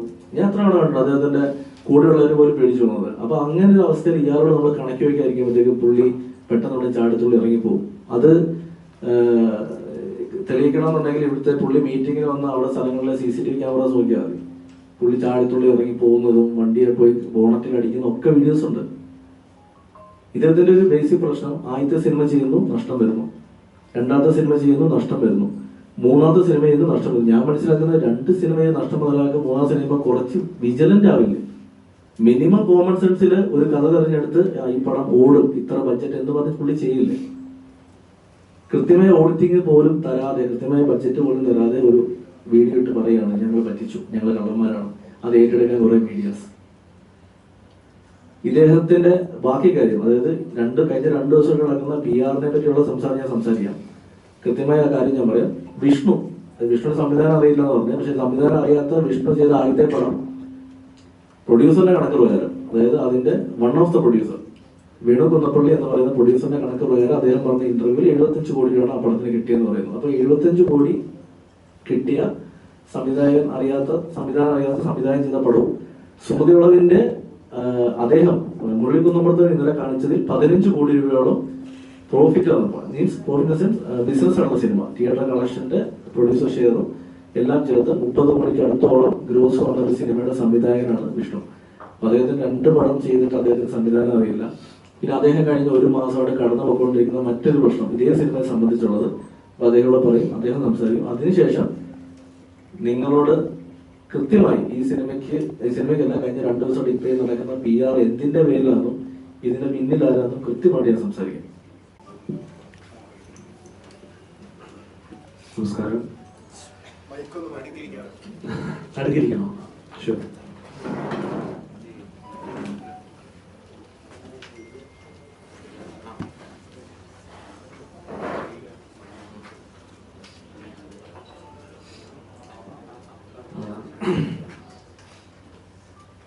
ഇപ്പോ പകുതി കാര്യങ്ങൾ തന്നെ അദ്ദേഹം പറഞ്ഞു കഴിഞ്ഞു. എനിക്ക് പറയാനുള്ള കാര്യങ്ങൾ ഉൾപ്പെടെയാണ് ഇപ്പോൾ സംസാരിച്ചത്. അപ്പോൾ മെയിനായിട്ട് എനിക്ക് പറയാനുള്ളത്, ഈ 7 കോടി രൂപ ബഡ്ജറ്റ് പടത്തിന് ഇടയ്ക്ക് വെച്ച് ഡബിളായി എന്നുള്ളൊരു ന്യൂസാണ് പല മാധ്യമങ്ങളിലും കാണാനിടയായി. കൃത്യമായി ഒരു മാസം മുമ്പ് തന്നെ 14 കോടി അടുത്ത് അല്ലെങ്കിൽ അതിന് മേളിൽ ഏകദേശം ഒരു 1 CR കൂടുതൽ തൊട്ടടുത്തിട്ട് തന്നെയാണ് ബഡ്ജറ്റ് മുരളീധരൻ എടുത്ത് പ്രസന്റ് ചെയ്തത്. ഈ പടത്തിന് ഇത്രയും ദിവസമാവും, 90 ദിവസം. ഇതിലിപ്പോ പിച്ച് ഡെക്കിൽ നമ്മൾ 85 ദിവസമാണ് കൊടുത്തിരിക്കുന്നത്, 90 ദിവസമാവും.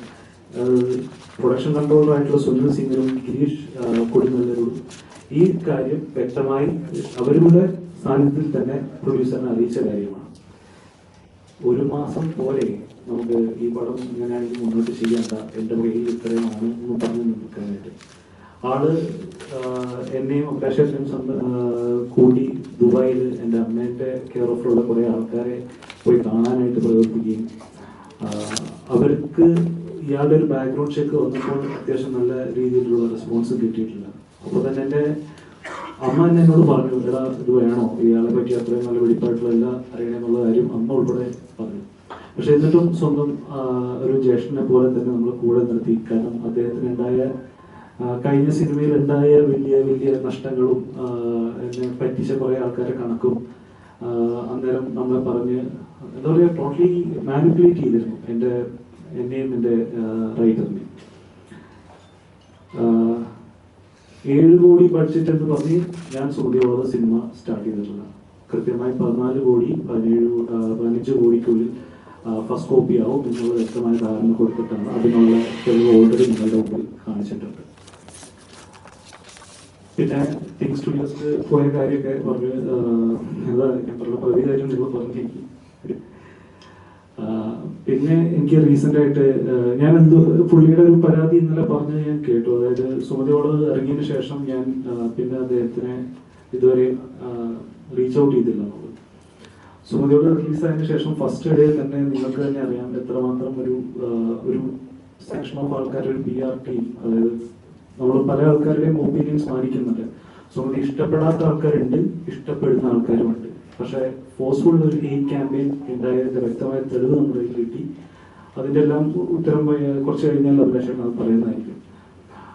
താഴെ പോകേണ്ട പടം നമ്മൾ കേരളത്തിലെ അങ്ങേയറ്റം തൊട്ട് ഇങ്ങേയറ്റം വരെ ഓടി നടന്ന് പ്രൊമോഷൻ ചെയ്ത് വീണ്ടും പൊക്കി കൊണ്ടുവന്ന് ഇന്നിപ്പോ നിങ്ങളുടെ മുമ്പിൽ ഇന്നലെ മുരളീധരൻ കാണിച്ച വീഡിയോ തന്നെ കിട്ടുന്നുണ്ട് അതിന്റെ റവന്യൂ എത്രയാണ് വന്നിട്ടുള്ളത്. പിന്നെ എനിക്ക് സംവിധാനം അറിയില്ല എന്നുള്ളൊരു പ്രസ്താവന. പിന്നെ എന്തിനാണ് ചേട്ടാ എന്നെ സുമതിയോട് സെക്കൻഡ് ചെയ്യാനായിട്ട് നിങ്ങൾ വിളിക്കുന്നത്?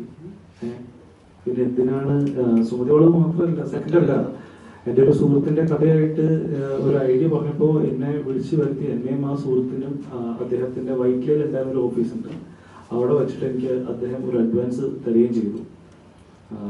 ഞാൻ പറഞ്ഞു എനിക്കിപ്പോൾ നിലവിലുള്ള പടത്തിന്റെ പൈസ ഇപ്പോഴും കിട്ടിയിട്ടില്ല ചേട്ടാ. അതായത് എനിക്ക് ഏകദേശം എൻ്റെ ഒരു കണക്ക് പ്രകാരം പുള്ളി ബാങ്ക് വഴി ഒരു 14-15 ഇടയിൽ ഒരു എമൗണ്ട് ആണ് എനിക്ക് ബാങ്ക് വഴി. അതിൽ പകുതി പോസ്റ്റ് പ്രൊഡക്ഷന്റെ എക്സ്പെൻസ് ആണ്, ഒരു പ്രൊഡക്ഷൻ പ്രൊവൈഡറിന്റെ പോസ്റ്റ് പ്രൊഡക്ഷന്റെ എക്സ്പെൻസ് ആണ് പുള്ളി അതിൽ സാലറി ആയിട്ട് കാൽക്കുലേറ്റ് ചെയ്തിരിക്കുന്നത്. പ്രീ പ്രൊഡക്ഷന് നമുക്കൊരു താമസ കാര്യവും എല്ലാം പുള്ളിക്കാരൻ നോക്കിയിരുന്നു. ഏകദേശം 6 മാസത്തോളം അതിന് മേളിൽ ഉണ്ടായിരുന്നു. കാരണം നേരത്തെ പറഞ്ഞ പോലെ ഈ പ്രീ പ്രൊഡക്ഷൻ ആദ്യം സുമതിയോടൊരു മാത്രമായിരുന്നില്ല, ജിംഗിൾ ബെൽസ് എന്ന് പറഞ്ഞുള്ള സിനിമയ്ക്ക് കൂടി ചേർന്നിട്ടാണ് ഈ ഒരു പ്രീ പ്രൊഡക്ഷൻ ടൈം ഉണ്ടായിരുന്നത്. പോസ്റ്റ് പ്രൊഡക്ഷന് ഞാൻ എൻ്റെ വീട്ടിൽ നിന്ന് പോയിട്ട് വരായിരുന്നു ചെയ്തത്. എനിക്ക് ഈ പറഞ്ഞ പോലെ വലിയ കാറോ 2 പടമായി ഞാൻ ഇപ്പോഴും ഒരു ബൈക്കും ഊബറും വെച്ചിട്ടാണ് ഇപ്പോഴും വരുന്നത്. സാമ്പത്തികമായി വളരെ ഒന്നും നേടിയിട്ടില്ല സിനിമയിൽ സത്യം പറഞ്ഞാൽ. ഇപ്പൊ കുറച്ച് ചീത്ത പേരും ആൾക്കാരുടെ മുമ്പിൽ കള്ളനുള്ളൊരു അഡ്രസ്. സിനിമ അറിയാത്ത പ്രൊഡ്യൂസർമാർ ഇപ്പോഴും നമ്മുടെ കൂട്ടത്തിലുണ്ട്. ഞാൻ കൂടുതൽ അതിനെ പറ്റി ഇപ്പോൾ കമന്റ് ചെയ്യുന്നില്ല. സിനിമ അറിയാവുന്ന പ്രൊഡ്യൂസേഴ്സ് എൻ്റെ കഴിഞ്ഞ 2 പടത്തിലുണ്ട്. അവരെന്തെങ്കിലും പറയുന്നുണ്ടെങ്കിൽ അതിന്റെ വാലിഡിറ്റിയിൽ വെച്ചിട്ട് വേണം നിങ്ങൾ ഓരോ ഇതും തീരുമാനങ്ങൾ എടുക്കാനായിട്ട്. അപ്പോൾ അതൊരു റിക്വസ്റ്റ് ആയിട്ടാണ് പറയുന്നത്. വൺ സൈഡ് ആയിട്ടുള്ള ന്യൂസിന് ഒന്നും വലിയ പ്രശസ്തി കൊടുക്കരുത്. 2 സൈഡും എന്താണെന്ന് ഒന്ന് അറിഞ്ഞാൽ കൊള്ളാം. ഞാനിത് എല്ലാ മീഡിയാസിനോടല്ല, ജനുവനായി നിന്ന മീഡിയാസിനെയും ഇതിനിടയ്ക്ക് നമ്മൾ നോട്ടീസ് ചെയ്തിട്ടുണ്ടായിരുന്നു. പിന്നെ ഒരു ഒരു ഇൻസിഡന്റ് ഉണ്ടായി. ഞാൻ എൻ്റെ അടുത്ത സിനിമയ്ക്ക് വേണ്ടിയിട്ട് ഞാൻ തമിഴിൽ പോയിട്ടുണ്ടായിരുന്നു. തന്ത്ര ഗ്രൂപ്പ്സ് എന്ന് പറഞ്ഞ ഗ്രൂപ്പ്സിന്റെ പ്രൊഡക്ഷന്റെ കീഴിലാണ്. ശരി, അതിലേക്ക് ഞാൻ പിന്നെ വരാം. അല്ല, അത് നിങ്ങൾ അറിയേണ്ട കാര്യങ്ങളാണ്. അത് ഇല്ല ചേട്ടാ, ചില ചോദ്യങ്ങൾ ചോദിക്കാൻ വേണ്ടി രണ്ടു മൂന്ന് കാര്യങ്ങൾ പറയാനുണ്ട്. അത് വിജീഷോട് സംസാരിച്ചിട്ട് പറയാം. ഹായ്, നമസ്കാരം. ഞാനാണ് പുള്ളിയുടെ രണ്ടാമത്തെ പടത്തിന് നദികളിൽ സുന്ദരി യമുന എന്ന് പറഞ്ഞ പടത്തിന്റെ ഡയറക്ടറിൽ ഒരാൾ. ഞങ്ങൾ രണ്ടുപേരുണ്ടായിരുന്നു, എന്റെ റൈറ്റർ, ഡയറക്ടർ. ആ സ്ക്രിപ്റ്റ് ഞാൻ റെഡി ചെയ്യുന്ന ഏകദേശം 2018-17 കാലഘട്ടത്തിലാണ് ഞാൻ എന്റെ സ്ക്രിപ്റ്റ് കംപ്ലീറ്റ് ചെയ്തത്. അതിനുശേഷം 2018 അതൊരു പ്രൊഡക്ഷൻ ചെയ്യും. ഒരു ആർട്ടിസ്റ്റും ഡയറക്ടറും കൂടിയാണ്. പുള്ളിക്ക് കഥ ഇഷ്ടപ്പെടുകയും ആ പടം ഏകദേശം ധാരണയായി കാര്യങ്ങളൊക്കെ മുന്നോട്ട് പോകുന്ന സമയത്ത് നമ്മുടെ പ്രൊഡ്യൂസറിന്റെ ആ സമയത്ത് അറിയാമെങ്കിൽ അവിടെ പടം അത് ഫ്ലോപ്പായി. അപ്പോൾ അയാൾ പറഞ്ഞു, വിജീഷേ, എനിക്ക് ഇനിയും ഇതുപോലെയുള്ള ആൾക്കാരെ വെച്ച് പടം ചെയ്യാൻ പറ്റില്ല എന്ന രീതിക്ക് ആ പ്രോജക്റ്റ് വിട്ടു. അതിനുശേഷം ഞാൻ നിരന്തരമായിട്ടുള്ള അന്വേഷണമാണ് എന്നെ ആരെടുത്ത് എത്തിപ്പെടാമെന്നില്ല. ഞാനൊരു വളരെ ഒരു നാട്ടിൻ പുറത്തുനിന്ന് വരുന്ന ഒരാളാണ്, സിനിമ മുഖമായിട്ട് വരുന്ന ഒരാളാണ്. എനിക്ക് ബാക്ക്ഗ്രൗണ്ട് ഒന്നുമില്ല, സിനിമയ്ക്ക് ബാക്ക്ഗ്രൗണ്ട് ഒന്നുമില്ല. ഞാനിങ്ങനെ നാട്ടിൻ പുറത്തുനിന്ന് വരുന്ന ഈ പറയുന്ന ഓഫ് ബീറ്റ് സിനിമകളുടെ ഭാഗമായിട്ട് പ്രവർത്തിച്ചിട്ടുണ്ട്, ഷോർട്ട് ഫിലിം ചെയ്തിട്ടുണ്ട്. അതിനപ്പുറത്തേക്ക് എനിക്ക് സിനിമ എക്സ്പീരിയൻസ് ഒന്നുമില്ല. അത് ഞാൻ ആദ്യം എവിടെയും പറഞ്ഞില്ല, എൻ്റെ എല്ലാ ഇന്റർവ്യൂസിലും ഞാൻ പറഞ്ഞിട്ടുണ്ട്. അദ്ദേഹം പറഞ്ഞൊരു വാക്കുണ്ട്, ഞാൻ കള്ളം പറഞ്ഞു, ഞാൻ ഒരുപാട് പേരുടെ കൂടെ അസിസ്റ്റന്റ് ചെയ്തിട്ടുണ്ടെന്ന് പറഞ്ഞിട്ടാണ് വന്നതെന്നല്ലോ. അങ്ങനെ ഒരു സ്റ്റേറ്റ്മെന്റ് ഞാൻ അയാളുടെ അടുത്ത് പറഞ്ഞില്ല. അത് പ്രൂവ് ചെയ്തിട്ടായത് തീർച്ചയായിട്ടും. അതിന്റെ എന്തായാലും ഞാൻ ബാക്കി നിയമ നടപടികളായിട്ട് ഞാൻ മുന്നോട്ട് പോകുന്നുണ്ട്. പിന്നെ അങ്ങനെ ഞാൻ എൻ്റെ ഒരു സുഹൃത്ത് മുഖേനയാണ് ഞാൻ ഇദ്ദേഹത്തിന്റെ അടുത്ത് എത്തുന്നതെന്ന് വെച്ചെങ്കിൽ ഫോണിൽ കൂടിയാണ് സംസാരിക്കുന്നത്. കൃത്യമായിട്ട് അയാൾ അന്ന് അയാളുടെ ഫേസ്ബുക്കിൽ അത് നോട്ട് ചെയ്തിട്ടുണ്ട്, എങ്ങനെയാണ് ഈ സിനിമ ഉണ്ടാകുന്നത്, നദികളിൽ സുന്ദരി യമുന എങ്ങനെയാണ് ഉണ്ടാകുന്നത് കൃത്യമായിട്ട് ഈ പറഞ്ഞ മുരളി കുന്നമ്പുറത്തിന്റെ ഫേസ്ബുക്കിൽ അയാൾ എഴുതിയിട്ടുണ്ട്. അതിനുശേഷം ഇയാൾ അമേരിക്കയിൽ എത്തിയിട്ട് പറഞ്ഞു, എൻ്റെ ഒരു പ്രൊഡ്യൂസർ പാർട്ണർ ഉണ്ട്, നിങ്ങൾ കഥ പറയണമെന്ന് പറഞ്ഞു. ഞാൻ രാത്രി 1:30 വീണ്ടും ഈ കഥ പറയുന്നു. അപ്പം അയാൾക്കും ആ പ്രൊഡ്യൂസറിനും കഥ ഇഷ്ടപ്പെടുന്നു. അതിനുശേഷം അയാൾ പറഞ്ഞു, ഞാൻ നാട്ടിൽ വരുന്നു, നമുക്ക് നേരിട്ട് കാണാം. അങ്ങനെ തളിപ്പറമ്പൊക്കെ എന്നെ വിളിച്ചു വരുത്തുകയാണ്. തളിപ്പറ MR ഹോട്ടലിലാണ് എന്നെ വിളിച്ചു വരുന്നത്. അങ്ങനെ ഞങ്ങൾക്ക് ഭക്ഷണം വാങ്ങിച്ചിരുന്നു, കഥ കേൾക്കുന്നു. കഥ കേൾക്കുമ്പോൾ എന്നോട് ചോദിച്ചു, പിന്നെ എന്താണ് ചെയ്തത്? അപ്പൊ ഞാൻ പറഞ്ഞു, ഞാൻ ഷോർട്ട് ഫിലിം ചെയ്തിട്ടുണ്ട്, പിന്നെ ഓഫ് ബീറ്റ് സിനിമയുടെ കുറച്ച് ഭാഗമായിട്ടുണ്ട്, പിന്നെ ഞാൻ കൂടുതൽ അഭിനയമോഹമായിട്ട് പോകുന്ന സമയമാണ് ആ സമയത്ത് ഞാൻ പറഞ്ഞു, ഞാൻ 20 ദൃക്സാക്ഷി എന്നുള്ള പടത്തിലൊക്കെ ഞാൻ ചെറിയൊരു പരിപാടി ചെയ്തിട്ടുണ്ട്, പക്ഷെ പടത്തിനകത്ത് തന്നെ കാണാനില്ല. ഞാൻ കൃത്യമായിട്ട് ഞാൻ അദ്ദേഹത്തോട് പറഞ്ഞിട്ടുണ്ട്. അപ്പൊ പുള്ളി ഓക്കെ, ഈ കഥ എനിക്കിഷ്ടമായി, നമുക്ക് ചെയ്യാന്ന് പറയുന്നു. നമ്മുടെ കൂടെ ഒരു പിക്ക് എടുക്കുന്നു. ആ പിക്ക് അയാളുടെ ഈ പറഞ്ഞ ഫേസ്ബുക്കിൽ ഇപ്പോഴും കാണാം. അപ്പൊ അയാളുടെ കൂടെ 2 പേരുണ്ട് ഇതൊക്കെ പറയുന്ന സമയത്ത്. അപ്പൊ ഞാൻ തിരിഞ്ഞു പോകുന്ന സമയത്ത് വിളിക്കുന്നു, പക്ഷേ പിന്നെ എങ്ങനെ വന്ന് ഞാൻ സുഹൃത്തിന്റെ വണ്ടി എത്താം. ഓക്കെ, അത് രണ്ടായിരിക്കാൻ ഈ പൈസ വെച്ചൊന്നൊരു 4000 രൂപ കയ്യിലിട്ടിരുന്നു. വളരെ സന്തോഷമായി, ആദ്യമായിട്ടാണ് ഒരു പടം. അപ്പൊ അതിനൊരു പൈസ തരുന്നു. അതിനുശേഷം ബാംഗ്ലൂർ ഒരു മീറ്റിംഗ് വെക്കുന്നതിൽ ഈ പടത്തിന്റെ ഇന്ന് ഉള്ള പ്രൊഡ്യൂസർ, ഇപ്പൊ അയാളല്ല പടത്തിന്റെ പ്രൊഡ്യൂസർ. നദികളിൽ സുന്ദരി യമുന എന്ന് പറഞ്ഞ പടത്തിന്റെ പ്രൊഡ്യൂസർ എന്നത് വേറെ 2 ആൾക്കാരാണ്. ഒന്ന് ഇദ്ദേഹത്തിന്റെ വൈഫും ഒന്ന് മറ്റൊരു അമേരിക്കൻ സിറ്റിസനായ ഒരു വ്യക്തിയും കൂടിയാണ്. അപ്പം ഇവര് 2 പേരാണ് ഇതിന്റെ പ്രൊഡ്യൂസർ. അതിനുശേഷം നമ്മുടെ ഇതിന്റെ ഇടയ്ക്ക് പല പ്രശ്നങ്ങളുണ്ടെന്ന് അതൊന്നും ഇപ്പൊ എനിക്ക് ഇവിടെ പറയാനുള്ള സാഹചര്യമല്ല. ഇതിന്റെ ഇടയിൽ പ്രൊഡ്യൂസേഴ്സ് തമ്മിലുള്ള പല പ്രശ്നങ്ങളും ഉണ്ടായിരുന്നു, അതൊന്നും എനിക്ക് ഇവിടെ പറയാൻ താല്പര്യമില്ല. അങ്ങനെ ഈ പടം തിയേറ്ററിലെത്തുന്നതിന് മുന്നേ തന്നെ ഈ പടം HR OTT 1,90,00,000 രൂപക്ക് വിറ്റുപോകുന്നു.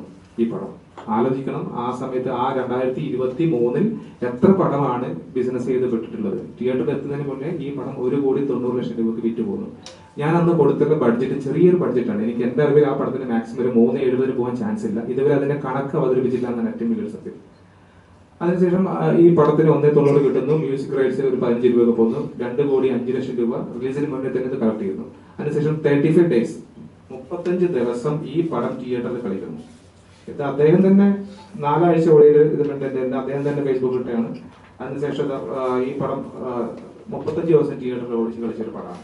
അപ്പൊ ഇത് തിയേറ്ററിൽ നിന്ന് എത്ര കളക്ഷൻ ഇത് വന്നു, ഇതിന്റെ ടോട്ടൽ കണക്ക് ഈ സമയം വരെ ഇത് കിട്ടിയില്ല എന്നാണ് എനിക്ക് ഇന്നലെ വരെ വിളിക്കുമ്പോൾ ഇതിന്റെ പാർട്ണർ പ്രൊഡ്യൂസറെ ഞാൻ വിളിച്ചു, ഇതിന്റെ കണക്ക് അവതരിപ്പിച്ചു എന്നുള്ളത്. ഇല്ല, ഇതുവരെ കിട്ടിയില്ല. എന്നൊരു കണക്ക് എഴുതി കൊണ്ടുവന്നു, പക്ഷെ പുള്ളി എഴുതില്ല. പുള്ളി പറഞ്ഞ ബിൽ ടു ബിൽ. ഒരു പടത്തിന് നമ്മളല്ലേ കണക്ക് കാണിക്കുമ്പോൾ ബിൽ ടു ബില്ല് എനിക്ക് കണക്ക് കണ്ടാൽ മാത്രമേ ഞാൻ ബോധ്യപ്പെടുള്ളൂ. നിങ്ങൾ എഴുതിക്കൊണ്ടിരുന്ന ബില്ല് ഇത് ഓക്കെ അല്ല എന്ന് പുള്ളി പറഞ്ഞതാണ് പറഞ്ഞത്. ഞാൻ എന്തായാലും വിളിക്കും പോയി. ഇതാണ് സംഭവിച്ചിട്ടുള്ളത്. പിന്നെ ഈ പുള്ളി അതിനുശേഷം ഈ സാറ്റലൈറ്റ്, ഇതിന്റെ സാറ്റലൈറ്റ് ഇവിടുത്തെ ഏഷ്യാനെറ്റ് പോലെയുള്ള ടീംസായിട്ട് സംസാരിക്കും. അവർ എമൗണ്ട് പറഞ്ഞു, ഏകദേശം 75 ലക്ഷം രൂപ അവർ പറഞ്ഞു. ഈ സാറ്റലൈറ്റ് ഇത് കൊടുത്തില്ല. അതിനുശേഷം ഒരു വർഷത്തിന് ശേഷം കൈരളിയിൽ നിന്നും ഇതേപോലെ തന്നെ ഒരു ഓഫർ വന്നു 50 ലക്ഷത്തിന്. എന്നിട്ട് ഈ പണം കൊടുത്തില്ല. എന്തുകൊണ്ട് ഈ പണത്തിന് സാറ്റലൈറ്റ് കൊടുത്തില്ല? നഷ്ടക്കണക്കുകൾ മാത്രമാണ്. എനിക്ക് 2 കോടി രൂപ നഷ്ടം വന്നെന്ന് ആദ്യം പറഞ്ഞു, ഇപ്പോൾ പറഞ്ഞത് എനിക്ക് 1 കോടി രൂപ നഷ്ടം വന്നെന്ന് പിന്നീട് പറയുന്നു. എന്തുകൊണ്ട് ഇതിന്റെ സാറ്റലൈറ്റ് കൊടുക്കുന്നില്ല? വ്യക്തമായി എന്തുകൊണ്ട് ഇതിന്റെ കണക്ക് അവതരിപ്പിക്കുന്നില്ല?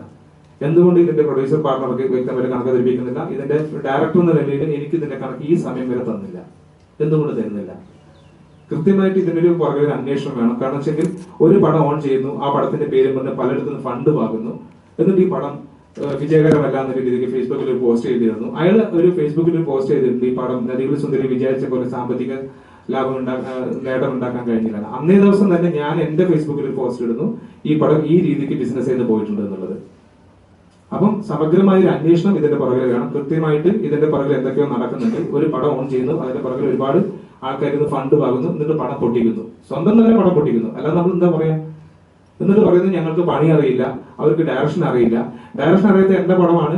ആ പടം 35 ദിവസം തിയേറ്ററിൽ കളിക്കും. ഈ പറഞ്ഞ റിലീസിന് മുന്നേ തന്നെ അത് ഇത്രയും രൂപയ്ക്ക് ബിസിനസ്സായി മാറുന്നു. എനിക്ക് ഡയറക്ഷൻ അറിയാത്തോണ്ടാണോ? ഞാനിപ്പോ അവസാനം ചെയ്ത പടം പ്രകമ്പനം, അതിന്റെ പ്രൊഡ്യൂസേഴ്സിനോട് ചോദിക്കാം. ഞാൻ ആ പടം, അതായത് നദികൾ സുന്ദരി യമുന എന്ന് പറഞ്ഞ പടം ഞാൻ 45 ഡേയ്സ് ആണ് ഷൂട്ടിംഗ് ഒരു പ്ലാൻ ചെയ്തത്. എനിക്ക് 42 ഡേയ്സിനുള്ളിൽ തീർത്തു കൊടുത്തു. 3 ദിവസം സേവ് ചെയ്ത് കൊടുത്തു.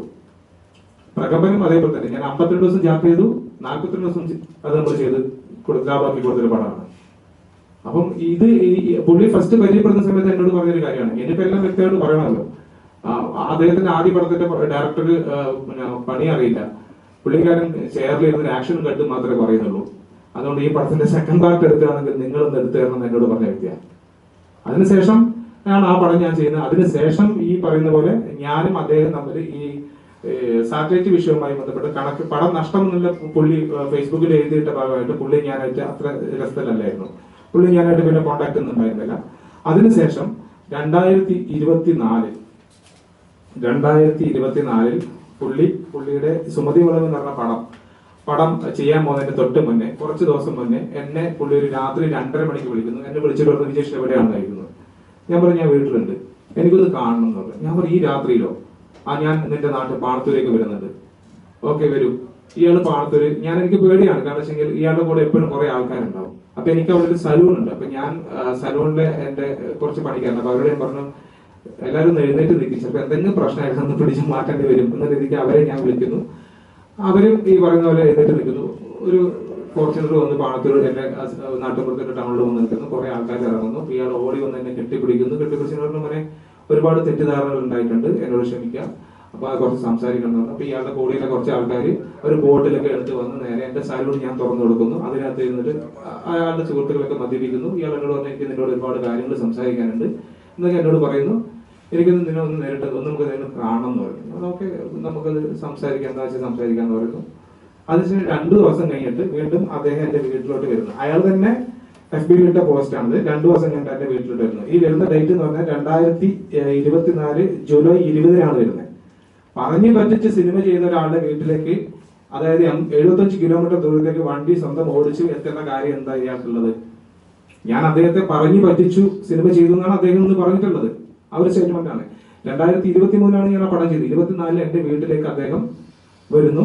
എന്നോട് പറയുന്നു, കഴിഞ്ഞതെല്ലാം മറക്കണം, എന്റെ പടം സുമതി വളവിന്റെ പൂജ ചോറ്റാനിക്കൽ അമ്പലത്തിൽ വെച്ച് നടക്കുന്നു, നീ എന്തായാലും കുടുംബസമേതം ആ പരിപാടിക്ക് വരണം, വന്നില്ലെങ്കിൽ എനിക്ക് എന്നോട് ചോദ്യമുണ്ട് എന്നാണ് എന്റെ ധാരണ, അതുകൊണ്ട് അത് മാറ്റണം എന്നൊരു രീതിയിൽ ഞാൻ വീണ്ടും ഇയാളുടെ ഉള്ളിൽ അങ്ങനെ ഒരു ഇത് വേണ്ട. കാരണം ഇയാളുടെ സ്വഭാവങ്ങൾ എനിക്ക് നന്നായിട്ട് അറിയാം. ഒരുപാട് അനുഭവങ്ങൾ എനിക്ക് എന്റെ സെറ്റിലും പല സ്ഥലത്ത് വെച്ചുണ്ടായിട്ടുണ്ട്, മോശം അനുഭവങ്ങൾ. അതൊക്കെ ഇപ്പൊ തുറന്ന് പറയാൻ പറ്റുന്ന ഒരു ഏരിയയായിട്ട് എനിക്കിത് കാണുന്നില്ല. കാരണം വെച്ചെങ്കിൽ അത് പറയുന്നത് ഒരുപാട് പറയേണ്ടി വരും. അങ്ങനെ ഞാൻ ഈ പൂജക്ക് പോയി. അതിനുശേഷം ഞാൻ എന്റെ പ്രകമ്പനം എന്ന് പറഞ്ഞ പടത്തിന്റെ ബാക്കി കാര്യങ്ങളായിട്ട് മുന്നോട്ട് പോയി. ആ പടത്തിന്റെ എല്ലാ പോസ്റ്റും, കുറെ പോസ്റ്റുകൾ പുള്ളി ഡിയർ അങ്ങനെ ഇങ്ങനെയൊക്കെ പറഞ്ഞ് ഷെയർ ചെയ്തിട്ടുണ്ട്. ഫേസ്ബുക്കിൽ കയറി നിങ്ങൾക്ക് കാണാൻ വേണ്ടി പറ്റും. കങ്കാസ് ഡിയർ മറ്റേതാണ് മറിച്ചാന്നൊക്കെ പറയുന്നു. പടത്തിന്റെ ട്രailer ഇറങ്ങിയതിനു ശേഷം എന്നോട് പറഞ്ഞു, ഗംഭീരമായിട്ടുണ്ട്, അടിപൊളിയായിട്ടുണ്ട്, നമുക്കൊരു പടം ചെയ്യണം, പിന്നെ നമുക്കൊന്ന് ഉഷാറാക്കണം. അപ്പൊ ഞാൻ പറഞ്ഞു, ഇവിടെ ഇത് കഴിയട്ടെ, കഴിഞ്ഞിട്ട് ഞാൻ എന്തായാലും പറയാം എന്നുള്ള രീതിക്ക് ഞാൻ പറഞ്ഞു. അതിനുശേഷം പടം ഇറങ്ങിയതിന് ശേഷം പുള്ളിയുടെ ഒരു വിവരമില്ല. അപ്പൊ ഞാൻ വിളിക്കാൻ നിന്നില്ല. എനിക്ക് എന്തായാലും ഞാൻ പുള്ളിയുടെ കൂടെ ഒരു പടം ചെയ്യില്ല. മാനസികമായിട്ട് എനിക്ക് അത്രത്തോളം ബുദ്ധിമുട്ടുണ്ടാക്കിയിട്ടുണ്ട്. അപ്പൊ എന്നെ ഞാനൊരു പടം ചെയ്യില്ല ഞാൻ അന്ന് പറഞ്ഞു. എന്നാലും ഒരു പ്രൊഡ്യൂസർ എന്നുള്ളതിൽ എന്നോട് പറയുമ്പോൾ ഓക്കെ മുരേട്ടാ നോക്കാം നമുക്കെന്ന് പറഞ്ഞു. അയാളോട് നന്ദി സൂചകമായിട്ട് പോലും ഞാൻ ഈ പടത്തിനകത്ത് ടൈറ്റിൽ കാർഡിൽ നന്ദി മുരളി കുന്നമ്പുറത്ത് എന്നൊരു പേര് വെച്ചിട്ടുണ്ട് അദ്ദേഹത്തിന്. അപ്പൊ ആദ്യ സിനിമ തന്നൊരു വ്യക്തിയുടെ നിലയിൽ ഞാൻ അയാളോട് നന്ദി കാണിച്ചിട്ടുണ്ട്. പക്ഷെ നമ്മൾ പറഞ്ഞു പറ്റിച്ചു, കള്ളം പറഞ്ഞു, 2 കോടി രൂപ നഷ്ടം കാണിക്കട്ടെ, കണക്ക് കാണിക്കട്ടെ, കണക്ക് തീർച്ചയായിട്ടും കാണിക്കണം. അപ്പം ആ കണക്ക് വരട്ടെ. അല്ലാണ്ട് എനിക്ക് നഷ്ടം സംഭവിച്ചിട്ടുണ്ട് ഞങ്ങൾ എന്തുകൊണ്ടാണ് വിശ്വസിക്കുക കണക്ക് ഇങ്ങനെ 2 കോടി നഷ്ടം വന്നുള്ളത്? കണക്ക് ഇതുവരെ അവതരിപ്പിച്ചില്ല എന്ന് പറയുന്നത്. തീർച്ചയായിട്ടും ഞാൻ ഇത് നിയമ നടപടിയായിട്ട് മുന്നോട്ട് പോകാൻ തന്നെയാണ് തീരുമാനിച്ചിട്ടുള്ളത്. ഒരു സമഗ്രമായ ഒരു അന്വേഷണം ഇതിന്റെ പുറകിൽ വരണം. ഒരു പടം ഓൺ ചെയ്യുന്നു, പലയിടത്തും ഫണ്ട് വാങ്ങുന്നു, പടം അയാൾ തന്നെ പടം ഇത് ബിസിനസ് ചെയ്യുന്നില്ല, OTT ബിസിനസ്, സാറ്റലൈറ്റ് ബിസിനസ് ചെയ്യുന്നില്ല, മറ്റു കാര്യങ്ങൾ ചെയ്യുന്നില്ല, പടം പൊട്ടി എന്ന് പറയുന്നു. ഇതിന്റെയൊക്കെ പുറകിൽ എന്തൊക്കെയോ നടക്കുന്നുണ്ട്. അതൊക്കെ ഒന്ന് വെളിച്ചത്തിൽ കൊണ്ടുവരണം. അപ്പം എന്ത് വില കൊടുത്താണെന്നും ഞാൻ നിയമ നടപടിയായിട്ട് മുന്നോട്ട് തന്നെ പോകാൻ തീരുമാനിച്ചിട്ടുള്ളത്. എന്റെ ഭാഗത്തു നിന്ന് എങ്ങനെയാണ് എനിക്ക് പറയാനുള്ളത്. ജൂലൈ 14 അദ്ദേഹത്തിന്റെ പോസ്റ്റ് എന്ന് വെച്ചാൽ എന്റെ ജീവിതത്തിലെ ഏറ്റവും സന്തോഷമുള്ള ദിവസമാണ്. കാരണം മലയാള സിനിമയിലെ ഏറ്റവും വലിയ പ്രൊഡക്ഷൻ കമ്പനിയായ ഗോകുലത്തിനൊപ്പം ഇനി എന്റെ പേരും എഴുതി ചേർക്കും എന്ന് പറഞ്ഞിട്ട് അദ്ദേഹം അത് പറഞ്ഞിട്ട് ലാസ്റ്റ് പറഞ്ഞ് ഇത് ഞങ്ങളെ ഓരോരുത്തരും ഇതിനകത്ത് എടുത്തു പറയുന്ന കാര്യമുണ്ട്. എല്ലാ സമയത്തും ഒരു ചേട്ടനെ പോലെ എന്നെ ഭരിക്കുകയും എല്ലാത്തിനും ഒപ്പം നിന്ന് എന്നെ സഹായിക്കുകയും ചെയ്ത എന്റെ അഭിലാഷിനും ഡിസ്ട്രിബ്യൂഷനും വിഷ്ണുവിനും എല്ലാം നന്ദി എന്ന് പറയുന്നൊരു സാധനമുണ്ട്. ഇത് റിലീസിന് 10-15 ദിവസം മുന്നെയാണ്. അപ്പൊ അദ്ദേഹം ഇന്നലെ ഒരു സ്റ്റേറ്റ്മെന്റ് പറഞ്ഞു, പടം പകുതിയായപ്പോൾ പൈസ ഇല്ലാതെ നിന്ന സമയത്ത് ഗോകുലം വന്നു എന്നുള്ളത്. ഗോകുലം ഒരിക്കലും അങ്ങനെ ഇദ്ദേഹത്തിന് ഗോകുലത്തിൽ പോയി ഇരിക്കാനോ ഗോകുലത്തിന് പരിചയം പോലും ഇല്ല. ഗോപാലൻ സാറിന്റെ പേര് മാത്രം കേട്ടിട്ടുണ്ടെന്നുള്ളൂ. ഇതേ ഗോപാലൻ സാറിന്റെ ഒരു ബന്ധവുമില്ല. അന്ന് എന്റെ അടുത്ത് ഞാൻ ചേട്ടാ വാ നമുക്ക് ഗോപാലൻ സാറിനെ മീറ്റ് ചെയ്യാന്ന് പറഞ്ഞിട്ട് അവരുടെ ആ സമയത്ത് ഷൂട്ട് നടക്കുന്ന പടത്തിന്റെ ലൊക്കേഷനിൽ പോയി ഇരുന്നിട്ടാണ് ഞങ്ങൾ ഇത് പറഞ്ഞ് സൈൻ ചെയ്യുന്നത്. ഇത് ഇന്ന് അദ്ദേഹം പറയുന്നു അദ്ദേഹമാണ് ഇതെല്ലാം കൊണ്ടുവന്നെന്ന് പറയുന്നു. പിന്നെ ഈ പോസ്റ്റുകളൊന്നും അദ്ദേഹം സ്വന്തമായിട്ട് എഴുതുന്നല്ല കേട്ടോ. ഇതും അതെ, ഇത് പുള്ളി പറയും നമ്മൾ എഴുതി കൊടുക്കണം. എല്ലാ പോസ്റ്റുകളും പുള്ളി പറയുമ്പോൾ നമ്മൾ വാട്സപ്പിൽ എഴുതിയിട്ട് അയച്ചു കൊടുക്കണം. എന്നിട്ട് പുള്ളി പോസ്റ്റ് ചെയ്യും. അയാൾ ഇടുന്ന ഒരൊറ്റ പോസ്റ്റ് മല എഴുതിയിരിക്കുന്നതല്ല. ഇതുപോലുള്ള ഞങ്ങളെ പോലുള്ള ഡയറക്ടേഴ്സും റൈറ്റേഴ്സിനെ കൊണ്ട് പുള്ളി മാറ്റർ പറയും ഞങ്ങൾ എഴുതണം. എന്നിട്ട് പുള്ളി ഇവിടെ കറക്ഷൻ ഉണ്ട്, അവിടെ കറക്ഷൻ ഉണ്ട്, അത് ക്ലിയർ ചെയ്യും, ഇത് ക്ലിയർ ചെയ്യും എന്നൊക്കെ പറയും. ഇത് ഇട്ട് കൊടുത്ത് അത് അയാൾ പോസ്റ്റ് ചെയ്യും. അദ്ദേഹം ഒരു പോസ്റ്റും എഴുതി തരുന്നില്ല. ഇപ്പൊ ഈ പോസ്റ്റ് ഞാനാണ് ഇയാൾക്ക് എഴുതി കൊടുത്തിട്ടുള്ളത്. പുള്ളിയുടെ പേജിൽ തന്നെയാണ് ഇത് ഇട്ടിട്ടുള്ളത്. അത് മാത്രമല്ല ഇദ്ദേഹത്തിന്റെ വീടിന്റെ ഹൗസ് വാമിംഗ് നടന്നത് 22 ജൂണിലാണ്. അതായത് സിനിമ റിലീസ് ആവുന്നതിന്റെ 1.5 മാസം, സോറി ജൂലൈ 14 സിനിമ റിലീസ് ആവുന്നത് 15 ദിവസം മുന്നേ. അന്ന് ഹൗസ് വാമിംഗ് പരിപാടിക്ക് പോകാൻ പറ്റിയില്ല. വിഷ്ണുവൊക്കെ പോയിരുന്നു. അന്ന് അവിടെ എല്ലാവരുടെയും മുന്നേ വെച്ചിട്ട് സംവിധാനം അറിയാത്ത സംവിധായകന് ഈ പടം റിലീസ് കഴിഞ്ഞാൽ വീട് വെച്ച് കൊടുക്കാൻ പോകുന്ന ഒരു ഓഫർ അദ്ദേഹം കൊടുത്തു. അത് വിശ്വസിച്ച വിഷ്ണു സ്ഥലമൊക്കെ പോയി നോക്കി. പക്ഷെ അത് എന്തോ ദൈവഭാഗ്യം കിട്ടിയില്ല. അതായത് ഈ സുമതികളുമായി ബന്ധപ്പെട്ട് ഇതിന്റെ തുകയുടെ കാര്യങ്ങളൊക്കെ പറഞ്ഞിട്ടുണ്ട്. പക്ഷെ ഇത് ഡിസ്ട്രിബ്യൂഷൻ ചെയ്ത കമ്പനിയുണ്ട്, അവരുമായിട്ട് നിങ്ങൾ തീർന്നു ഇത് എത്ര രൂപയ്ക്ക് തിയേറ്ററിൽ ഷെയർ വന്നിട്ടുണ്ട്? ഈ കാര്യങ്ങൾ നിങ്ങൾ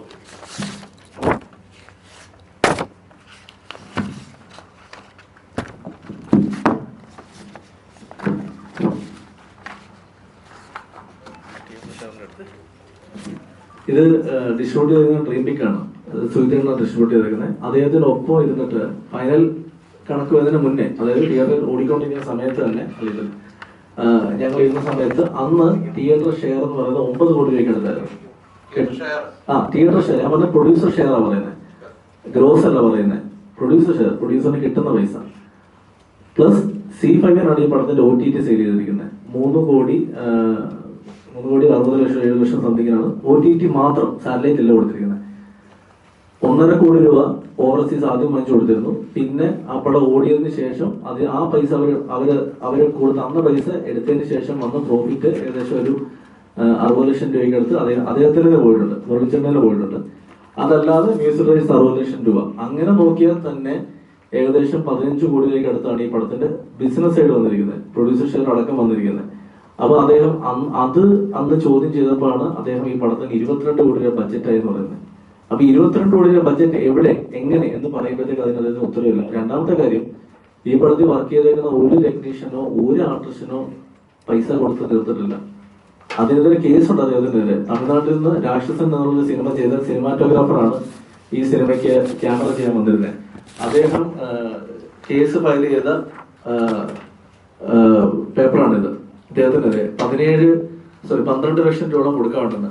ഇതിന്റെ CG വർക്ക് ചെയ്തിരിക്കുന്നത് ഐഡൻ ലാബ്സ് എന്ന് പറയുന്ന മലയാളത്തിലെ എല്ലാ പടത്തിനും ചെയ്യുന്ന ശരത് വിനു, അവരാണ് ചെയ്യുന്നത്. 29 ലക്ഷം രൂപ അവർക്ക് കൊടുക്കാനുണ്ട്. അവർ ഇദ്ദേഹത്തിനെതിരെ കേസ് കൊടുക്കാന്നില്ല ഞങ്ങൾ പറയണ്ട. എന്നിട്ട് ഇദ്ദേഹം ഒരു ചെക്ക് കൊടുത്തു. ആ ചെക്ക് എപ്പോൾ ഇട്ടോളാൻ പറഞ്ഞു. ഇപ്പോൾ എപ്പോൾ വിളിച്ചു ചേട്ടാ നാളെ കേട്ടെ, ഇല്ല 2 ദിവസം കഴിയട്ടെന്ന് പറഞ്ഞിട്ട് ഏകദേശം ഇപ്പോൾ 1 വർഷം ആവാറ്. CG ചെയ്ത ആളുകളാണ്. അതായത് സാധാരണ CG ചെയ്ത് ഒരു ഔട്ട് കൊടുക്കണമെങ്കിൽ അവർ സെറ്റിൽ ചെയ്യണം. മലയാള സിനിമ അല്ലെ ഏത് ടെക്നീഷ്യനോടും അല്ലെ ഏത് പ്രൊഡ്യൂസറോടും വെച്ചാൽ അറിയാം, ഒരു സിനിമയുടെ ഔട്ട് ചെയ്തതിന് മുമ്പേ എല്ലാവരെയും സെറ്റിൽ ചെയ്യണം. സുമതിയോളം എന്നൊരു സിനിമ മാത്രമാണ് അന്ന് ഇവരെയൊക്കെ വിളിച്ച് പേഴ്സണലി ഞാനും വിഷ്ണു സംസാരിക്കുകയും ഞങ്ങളുടെ സൗഹൃദ വലയത്തിലാണ് ഇവരെല്ലാം. സൗഹൃദത്തിന്റെ പേരിലാണ് ഞങ്ങൾ ഇവരോടൊക്കെ സംസാരിക്കുകയും ഇത് ചെയ്തു കൊടുത്തത്. പക്ഷെ ആ സൗഹൃദമൊക്കെ ഇന്ന് ഞങ്ങളോട് ദേഷ്യമായിട്ടിരിക്കുക. ഇന്നലെ തൊട്ട് ഈ നിമിഷം വരെ ഇങ്ങനെ ന്യൂസ് വന്നിട്ട് ഇതിൽ ഈ ചില സിറ്റുവേഷനിലാണല്ലോ നമ്മൾ സുഹൃത്തുക്കളെ മനസ്സിലാക്കുന്നത്. എനിക്കും വിഷ്ണുവിനും വന്ന വിളികളിൽ എത്ര സുഹൃത്തുക്കൾ ഉണ്ടായിരുന്നു, അല്ലെ ആരൊക്കെ ഉണ്ടായിരുന്നു മനസ്സിലായ ഒരു മൊമെന്റ് ആണ് കഴിഞ്ഞ 2 ദിവസം. ശരിക്കും വളരെ തിരിച്ചറിവുള്ള ദിവസം കഴിഞ്ഞ 2 ദിവസം. പക്ഷെ ജീവിതത്തിലെ വലിയ ലൈഫിൽ ചില ലെസൺ ഉണ്ടല്ലോ എന്ന് പറയുന്ന ഒരു മൊമെന്റ് ആണ് 2 ദിവസം. അപ്പൊ ഈ പല ആളുകളോടും ഇത് സംസാരിച്ച് ഈ പടത്തിന് വേണ്ടി ഒന്ന് ഞങ്ങൾക്ക് വേണ്ടി സഹകരിക്കണം, പടം ഇറങ്ങിയിട്ട് നമ്മൾ തരാം എന്ന് പറഞ്ഞ് നിർത്തിയിട്ട് ഇവര് വിളിച്ച ഫോൺ പോലും എടുക്കാറില്ല. ഇന്നലെ അദ്ദേഹം ഒരു സ്റ്റേറ്റ്മെന്റ് ഉണ്ട്. സൈജു കുറുപ്പ് വിളിച്ച് പറഞ്ഞു എനിക്ക് ശമ്പളം വേണ്ട എന്ന് പറഞ്ഞു. ഞാൻ സഹിച്ചേട്ടൻ അതിന്റെ റിയാക്ഷൻ അയച്ചപ്പോൾ പുള്ളി സ്ഥിരം കണ്ണു തള്ളി ഒരു ഇമോജി എനിക്ക് അയച്ചു. പുള്ളി എന്നെ വിളിച്ചിട്ട് എത്രയോ തവണ ഇദ്ദേഹത്തെ വിളിക്കും, സാരാം സഹിച്ചു എന്ന് പറയും. സഹിച്ചേട്ടൻ എന്നെ അവിടെ വിളിച്ചപ്പോൾ ഞാൻ പ്രാക്ടിക്കലി എന്താണ് ഇപ്പോഴത്തെ പ്രശ്നം എന്ന് പറയുന്നത്, സഹിച്ചേട്ടൻ ഇതാണ് ഈ പറയുന്ന തിയേറ്ററിൽ നിന്ന് ഷെയർ ഒക്കെ വന്ന് ഇതൊക്കെ കണക്ക് സെറ്റിൽ ചെയ്തിട്ടില്ല എന്ന് പറയുന്ന സമയത്ത് സഹിച്ചോളൂ അന്നാ പിന്നെ കുഴപ്പമില്ല മുത്തേ, പുള്ളി സ്ഥിരം പരിപാടിയാണ് മുത്തേ, അത് കുഴപ്പമില്ലെന്ന് പറഞ്ഞു. അർജുന്റെ മാനേജർ സൈഡിൽ നിന്ന് അർജുൻ എപ്പോഴും വിളിക്കും, ഇദ്ദേഹം ഫോൺ എടുക്കില്ല. ബാലുവിന്റെ സൈഡിൽ നിന്ന് വിളിക്കും. പക്ഷെ ഇന്നലെ അദ്ദേഹം പറഞ്ഞു എന്തുകൊണ്ടാണെന്ന് വെച്ചാൽ ഇന്ന് ഈ പ്രസ് മീറ്റ് നടത്തി കഴിഞ്ഞാൽ ഇവരാരും അദ്ദേഹത്തിന് തിരിയെടുത്ത് അവരെല്ലാവരും എനിക്ക് സപ്പോർട്ട് ചെയ്തു, ഞങ്ങൾ മാത്രമാണ് അവരെ ദ്രോഹിച്ചത്. ഇന്നലെ അദ്ദേഹം പറഞ്ഞ ഒരു സ്റ്റേറ്റ്മെന്റ് ഉണ്ട്. ഉണ്ണിമൂന്തൻ ആണ് മാളികപ്പുറം സംവിധാനം ചെയ്തത്. അത് മിക്സിംഗ് സ്റ്റുഡിയോയില് നിങ്ങളോട് മിക്സിംഗ് സ്റ്റുഡിയോയില് വിഷ്ണു ചെന്നിട്ടില്ല, ഉണ്ണിയാണ് മുഴുവൻ ഇരുന്നത്. അതിന്റെ തെളിവ് MR രാധാകൃഷ്ണൻ, നമുക്കെല്ലാം അറിയാം, അദ്ദേഹം എടുത്ത സിനിമ എല്ലാം മിക്സ് ചെയ്യുന്നത്. അദ്ദേഹം അതിന് തെളിവുണ്ട്, അദ്ദേഹം പറയുമെന്ന് പറഞ്ഞു. ഇപ്പൊ നിങ്ങളുടെ മുന്നിൽ ഞാൻ ലൈവായിട്ട് രാജേട്ടനെ വിളിക്കാം. ഈ രാജേട്ടൻ ആണ് സുമതിയോളം മിക്സ് ചെയ്തത്. രാജേട്ടൻ ഞാൻ പ്രസ് മീറ്റിലാണ്. രാജേട്ടാ, ഇന്ന് രാവിലെ നമ്മുടെ പ്രൊഡ്യൂസർ പറഞ്ഞൊരു സ്റ്റേറ്റ്മെന്റ് ഉണ്ട്. അതായത് ഇന്ന് രാവിലെ പറഞ്ഞ സ്റ്റേറ്റ്മെന്റ് ഉണ്ട്. അതായത് നമ്മുടെ വിഷ്ണു ശശിശങ്കർ മിക്സിങ്ങിന് ഇരുന്നിട്ടില്ല, ഉണ്ണിമൂന്നനാണ് ഫുൾ പടം ഇരുന്ന് മിക്സ് ചെയ്തത്.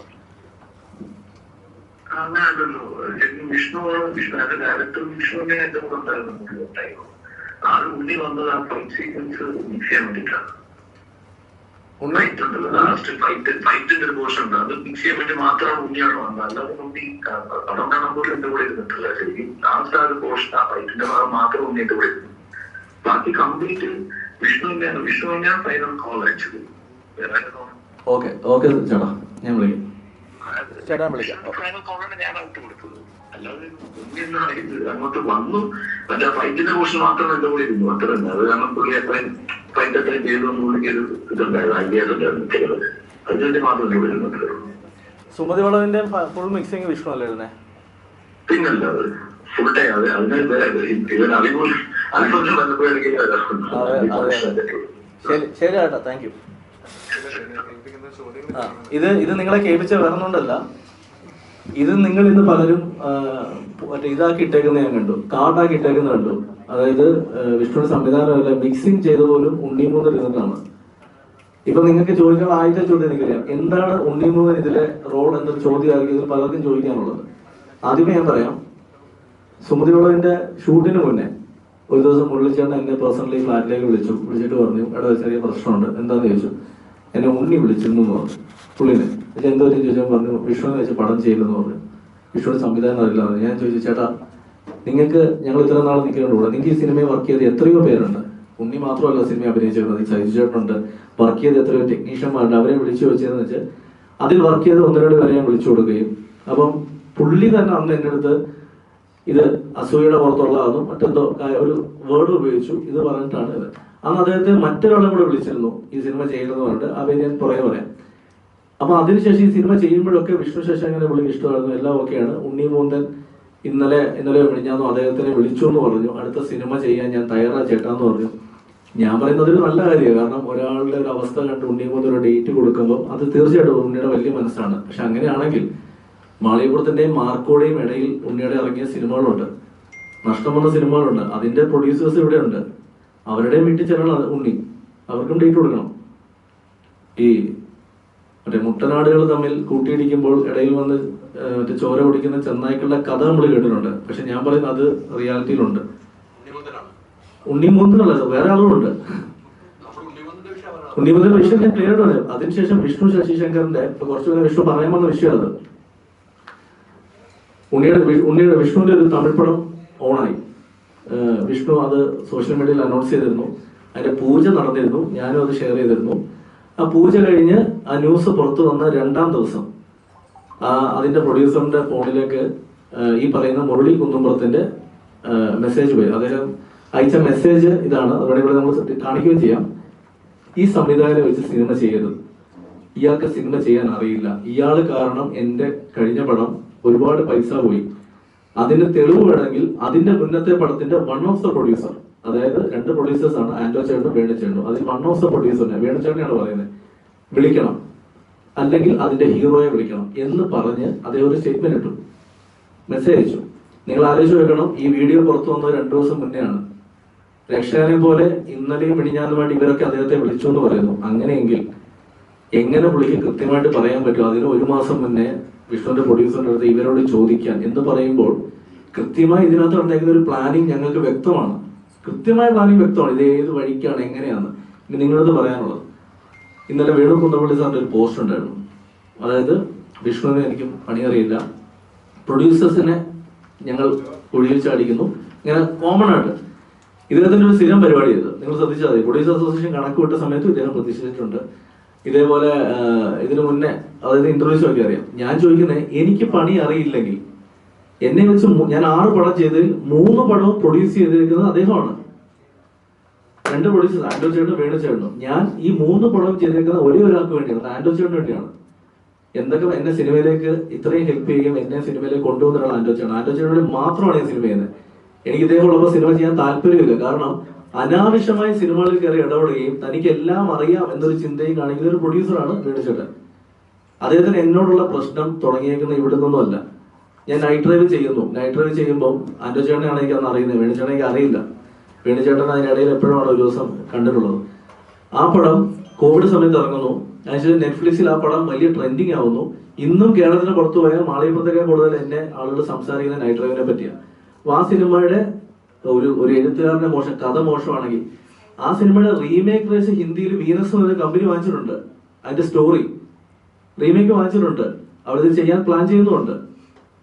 അതിന്റെ തെലുങ്ക് പോയിട്ടുണ്ട്, ഈ അടുത്ത സമയത്ത് അതിന്റെ തെലുങ്ക് പോയി, കഥ മോശം. ഓക്കെ, അപ്പം ആദ്യത്തെ പടം ആസ് എ റൈറ്റർ ഇന്നലെ പറഞ്ഞ അദ്ദേഹം പറഞ്ഞ ഫേസ്ബുക്ക് പോസ്റ്റ് പ്രകാരമാണെങ്കിൽ ഞാൻ മോശം റൈറ്റർ ആണെങ്കിൽ, എന്റെ 2ാമത്തെ പടം മാളികപ്പുറവും അദ്ദേഹം തന്നെ പ്രൊഡ്യൂസ് ചെയ്യുന്നു, ആന്റോ ചേട്ടനും അദ്ദേഹം പ്രൊഡ്യൂസ് ചെയ്യുന്നു. അതിന്റെ നിർമ്മാണ സമയത്ത് ഒരു സമയത്ത് ശബരിമലയിൽ അദ്ദേഹം എത്തുകയും, നമ്മൾ കഥയൊക്കെ പറഞ്ഞാണ്, അന്നും അദ്ദേഹം കുറച്ച് കറക്ഷൻസ് ഒക്കെ പറഞ്ഞു. ശബരിമല വെച്ച് നമുക്ക് അദ്ദേഹത്തെ ഷൂട്ട് ചെയ്ത് അതിന്റെ വിഷ്വൽ കാണിക്കുന്നു. അന്ന് അദ്ദേഹം എന്നെയും വിഷ്ണുവിനെയും മാറ്റിയെടുത്ത ഒരു കാര്യം പറഞ്ഞു, ഈ സിനിമയുടെ ക്ലൈമാക്സ് മാറ്റണമെന്ന് പറഞ്ഞു. അതായത് ഈ സിനിമയിലെ ക്ലൈമാക്സിൽ ഉണ്ണി മുകുന്ദനെ പോലീസാക്കി നിർത്തണ്ട, ഇതിനെ അയ്യപ്പനാക്കി തന്നെ നിർത്തണം എന്ന് അദ്ദേഹം പറഞ്ഞു. അന്ന് ഞാനും വിഷ്ണു പറഞ്ഞു ഒരിക്കലും നടക്കില്ല. കാരണം ഈ സിനിമയുടെ സക്സസ് എന്ന് പറഞ്ഞാൽ ഇതിനെ ഭയങ്കര റിയാലിറ്റിയിൽ അല്ല റിയലിസ്റ്റിക് ആയിട്ട് ഇതിനെ കൊണ്ട് ക്ലൈമാക്സ് നിർത്തിയാൽ മാത്രമേ ഈ സിനിമ വിജയിക്കുന്നുള്ള വാശിയിൽ ഞങ്ങൾ നിന്നു. അന്ന് അദ്ദേഹത്തിന് അതൊരു വലിയ ഈഗോ ആയിരുന്നു. പിന്നീട് അദ്ദേഹത്തിന്റെ പല വേദികളിലും അദ്ദേഹം ആ സമയത്ത് അദ്ദേഹത്തിന്റെ 3 പടങ്ങളാണ് ഇറങ്ങുന്നത്. മാളികപ്പുറം വെച്ച് മറ്റ് 2 പടത്തെ പറ്റി അദ്ദേഹം ഭയങ്കര പ്രതീക്ഷ പറയുമ്പോൾ മാളികപ്പുറത്തെ ഒരു വളരെ ചെറിയ പടമാണ് അത്. ഉണ്ണിയുടെ പടം ആ സമയത്ത് ഒന്നും ഓടുന്നില്ല, ഉണ്ണിയുടെ പടത്തിന് ബിസിനസ് ഇല്ല എന്ന രീതിയിൽ വരെ സംസാരം വന്നപ്പോൾ മാളികപ്പുറം ഒരു വലിയ സക്സസിലേക്ക് പോവുകയും ഈ പറയുന്ന 100 കോടിയുടെ കളക്ഷൻ റിപ്പോർട്ട്സ് വരെ അന്നത്തെ പ്രൊമോഷൻ സമയത്ത് പുറത്തു പോയപ്പോൾ വർഷങ്ങൾക്ക് ശേഷം അദ്ദേഹം ഈ അടുത്ത സമയത്ത് ഒരു ഇന്റർവ്യൂ പറയുകയാണ്, എനിക്ക് മാളികപ്പുറത്തിന് 100 കോടി കിട്ടിയില്ല, 75 കോടിയെ കിട്ടിയുള്ളൂ. ഒരു പ്രൊഡ്യൂസർ പറയാണ്, ഓക്കെ, അത് അദ്ദേഹത്തിന് ഇഷ്ടം. ഇതിനിടയിൽ ഞാൻ അടുത്ത പടം, അതായത് എഴുതാൻ അറിയാത്ത എന്നെ വെച്ചിട്ട് അദ്ദേഹം 3ാമത്തെ പടം ആനന്ദ് ശ്രീബാലൻ. ഇതിന് തൊട്ട് മുന്നേ അദ്ദേഹം എഴുതിയൊരു പുസ്തകമുണ്ട്. ഞാൻ ദുബായി വെച്ചിട്ട് പോവുകയും ആ പുസ്തകം അദ്ദേഹം എനിക്ക് വായിക്കാൻ തന്നിട്ട് അദ്ദേഹം എടുത്ത് പറഞ്ഞു, ഇതിലെ എല്ലാ കഥകളും സിനിമയാക്കാൻ പറ്റും. അഭിലാഷ് ഇത് വായിച്ചിട്ട് ഇതിലൊരു മജീഷ്യന്റെ കഥയുണ്ട്, ആ സിനിമ നമുക്ക് അത് തിരക്കഥയാക്കി സിനിമ ചെയ്യാം, പ്ലാൻ ചെയ്യാൻ പറഞ്ഞു. ഞാനത് വായിച്ചു. ഞാൻ മോശം എന്ന് പറയുകയല്ല, എൻ്റെ ടേസ്റ്റിന് പറ്റിയ പടങ്ങളല്ല. കാരണം അതിനേക്കാൾ എത്രയോ ബെറ്ററായ കഥകളും അല്ലെങ്കിൽ കഥാപാത്രങ്ങളും നമുക്കുണ്ട് എന്ന് പറഞ്ഞിട്ട് ഞാൻ പറഞ്ഞു, ചേട്ടാ ഇത് എൻ്റെ ടേസ്റ്റിന് പറ്റിയത്. ഞാൻ അങ്ങനെ പറഞ്ഞ് അദ്ദേഹത്തെ വിഷമിപ്പിക്കാതിരിക്കാനാണ്, പ്രാക്ടിക്കലി പറഞ്ഞാൽ വിഷമിപ്പിക്കാതിരിക്കാൻ പറഞ്ഞത്. കാരണം എനിക്കത് വർക്കായില്ല കഥകളൊന്നും. അന്ന് അദ്ദേഹം എൻ്റെ അടുത്ത് പറഞ്ഞു, തനിക്ക് എന്തറിയാം, ഇതൊക്കെ ഹിറ്റാകാൻ പോകുന്ന കഥകളാണ്. ഞാൻ പറഞ്ഞു, ചേട്ടാ ധൈര്യമായിട്ട് ചെയ്യും. കാരണം മാമാങ്കം മുതൽ അത് നമ്മൾ കണ്ടിട്ടുണ്ട് അദ്ദേഹത്തിന്റെ കോൺഫിഡൻസ്. അദ്ദേഹം ചെയ്യട്ടെ, നമുക്ക് ഒരു പ്രശ്നമില്ല, നമുക്ക് ഒരു പ്രശ്നം. പുള്ളി ചെയ്തോട്ടെ, കാരണം കയ്യിൽ കാശുണ്ട്. അവിടെ പുള്ളിക്ക് എന്ത് കോൺഫിഡൻസിൽ എന്ത് ചെയ്യാം, ഞാൻ ചെയ്തോടെന്ന് പറഞ്ഞു. അതിനുശേഷം ആനന്ദ് ശ്രീബാല, ആലോചിച്ച് നോക്കണം, എഴുതാൻ അറിയാത്ത എൻ്റെ 3ാമത്തെ സിനിമ അദ്ദേഹം പ്രൊഡ്യൂസ് ചെയ്യുന്നു. ഇന്നലെ അദ്ദേഹം പറഞ്ഞ സ്റ്റേറ്റ്മെന്റിൽ, മുരളി പറഞ്ഞ സ്റ്റേറ്റ്മെന്റിൽ ആനന്ദ് ശ്രീബാല നഷ്ടമായിരുന്നു. ആയിക്കോട്ടെ, മാളികപ്പുറത്തിന്റെ ലാഭത്തിന്റെ 10-1 ആയിട്ടില്ല ആനന്ദ് ശ്രീബാലയുടെ ബജറ്റ്. ആ സിനിമയുടെ ഔട്ട് ആണ്. അതിന്റെ സംവിധാനം ജീവിച്ചിരിപ്പുണ്ട്, വിനയൻ സാറിന്റെ മകൻ വിഷ്ണു. ആ സിനിമ ഇറങ്ങി പുറത്ത് വന്ന് അത് മിക്സർ റിവ്യൂ ആയിട്ട് പോലും തിയേറ്ററിൽ ആൾ വന്ന സമയത്ത് ഇദ്ദേഹം ആ ഡയറക്ടറെ വിളിച്ച് പറയുകയാണ്, ഞാൻ ഈ പടത്തിന് പ്രൊമോഷൻ ചെയ്യില്ല, ഞാൻ ഓടിക്കില്ല എന്നൊരു സ്റ്റേറ്റ്മെന്റ് അദ്ദേഹം പറഞ്ഞു. ഒരു സംവിധായകന്റെ അവസ്ഥ, അവന്റെ ആദ്യത്തെ പടമാണ്, കയ്യിൽ കാശുള്ള ഒരു പ്രൊഡ്യൂസറിന്റെ ധാർഷ്ട്യം. ഇന്ന് ഞാൻ പറയുന്നത്, ഈ പ്രസ് മീറ്റ് കഴിഞ്ഞാൽ ഞാൻ പറയുന്നത് ഇനിയും സോഷ്യൽ മീഡിയ അറ്റാക്ക് ഞങ്ങൾക്ക് നേരെ ഉണ്ടാവും. കാരണം കഴിഞ്ഞ 2 ദിവസം നടന്ന PR വർക്ക്സ് ഞങ്ങൾ കാണുന്നതാണ്. കാശ് കൊടുക്കാതെ ഒരു PR ഇവിടെ പണിയെടുക്കില്ല എന്ന് കൃത്യമായിട്ട് അറിയാം. എന്റെ മുന്നിൽ ഇങ്ങനെ എല്ലാ മീഡിയ കേക്ക് ഞാൻ പറയുന്നത്, ഇത് ഞാൻ പേര് പറയുന്നില്ല. നിങ്ങളിൽ, എനിക്ക് പേഴ്സണലി അറിയാവുന്നവർ തന്നെ എൻ്റെ അടുത്ത് ഇന്നലെ പറഞ്ഞിട്ടുണ്ട്, നിങ്ങളിൽ ആർക്കൊക്കെ കാശ് ഓഫർ വന്നു എന്നുള്ളത് സത്യസന്ധമായി പറഞ്ഞ് ഞങ്ങളത് ചെയ്യില്ല എന്ന് പറഞ്ഞ് എൻ്റെ കൂടെ നിന്ന് മീഡിയ പ്രവർത്തകരുണ്ട്. എന്നാൽ അത് വാങ്ങിച്ച ടീംസ് ഉണ്ട്, അതിനെ കാണുന്നുണ്ട്, സോഷ്യൽ മീഡിയയിൽ കംപ്ലീറ്റ് കാണുന്നുണ്ട്. ഇനി ഇതില് ഇന്നലെ പറഞ്ഞ അടുത്ത കാര്യം, ഉണ്ണി മുകുന്ദൻ അദ്ദേഹത്തിന് ഡേറ്റ് കൊടുത്തു പടം ചെയ്യാനായിട്ട്. നല്ല കാര്യം, അദ്ദേഹം പടം ചെയ്യണം. അതിന് വേണു കുന്നപ്പള്ളി ഫണ്ട് ചെയ്യാന്ന് പറയുന്നു. തീർച്ചയായിട്ടും ചെയ്യണം. ഞാൻ പറഞ്ഞത് നല്ല കോമ്പിനേഷൻ ആണ്. ഉണ്ണി മുകുന്ദൻ, വേണു കുന്നപ്പള്ളി, മുരളി കുന്നപ്പള്ളി, ഇതുപോലൊരു കോമ്പിനേഷൻ മലയാള സിനിമ ഇനി കിട്ടില്ല. സീരിയസ്ലി ഞാൻ പറയാം, അത് ചെയ്യണമെന്ന് ഞാൻ പറയുന്നത്. ഇത് മോശമായി പറയുന്നില്ല, ചിരിക്കാൻ പറഞ്ഞില്ല, സീരിയസ്ലി നല്ല. കാരണം അത്ര ഫിനാൻഷ്യലി കേപ്പബിൾ ആയിട്ടൊരു പ്രൊഡ്യൂസർ, സിനിമ വല്ല സ്വപ്നം കാണുന്ന മറ്റൊരു പ്രൊഡ്യൂസർ, സിനിമയെ അത്രത്തോളം പാഷനായിട്ട്, കാരണം സംവിധാനം ഉണ്ടെങ്കിലും കയറി സംവിധാനം ചെയ്യുന്ന ഒരു നായകൻ, ഇതിൽ നല്ലൊരു കോമ്പിനേഷൻ കിട്ടാനില്ല. ആ സിനിമ എനിക്ക് തോന്നുന്നു 2-ാം ദിവസം 100 കോടി പോസ്റ്റ് വരും, എനിക്ക് ഉറപ്പുള്ള കാര്യം. ഈ ഉണ്ണിമുന്തന്റെ വിഷയം കൃത്യമായിട്ട് സംസാരിച്ചു പോകുന്നുണ്ട്. മാളികപ്പുറത്തിന്റെ വിഷയം തൊട്ട് ഉണ്ണിമുന്തനാണ് ഡയറക്ട് ചെയ്തെന്ന് പറയുന്നു. ഇപ്പൊ CG ചെയ്യാൻ പോകത്ത് ആഗ്രഹിക്കുന്നത് കൃത്യമായിട്ട് തെളിയിക്കുന്നു. ഉണ്ണിമുന്തന് താങ്കളോട് ഇത്ര പക എന്താണ്? ഉണ്ണിമുന്തൻ എന്നോടല്ല പ്രശ്നം, വിഷ്ണുവിന്റെ പ്രശ്നം തന്നെ, എന്നോടല്ല. ഞാനൊരു ഒരാഴ്ച മുന്നേ പോലും വിഷ്ണുവിനെ കണ്ടിട്ടുണ്ട്, ഉണ്ണിനെ കണ്ടിട്ടുണ്ട്. ഞാൻ കുറച്ചു മുന്നേ പറഞ്ഞില്ലേ, ഈ സൗഹൃദങ്ങള് ആരൊക്കെയാണ് എന്തൊക്കെയാണ് തിരിച്ചറിയാൻ പറ്റിയ ദിവസങ്ങളായിരുന്നു ഇത്.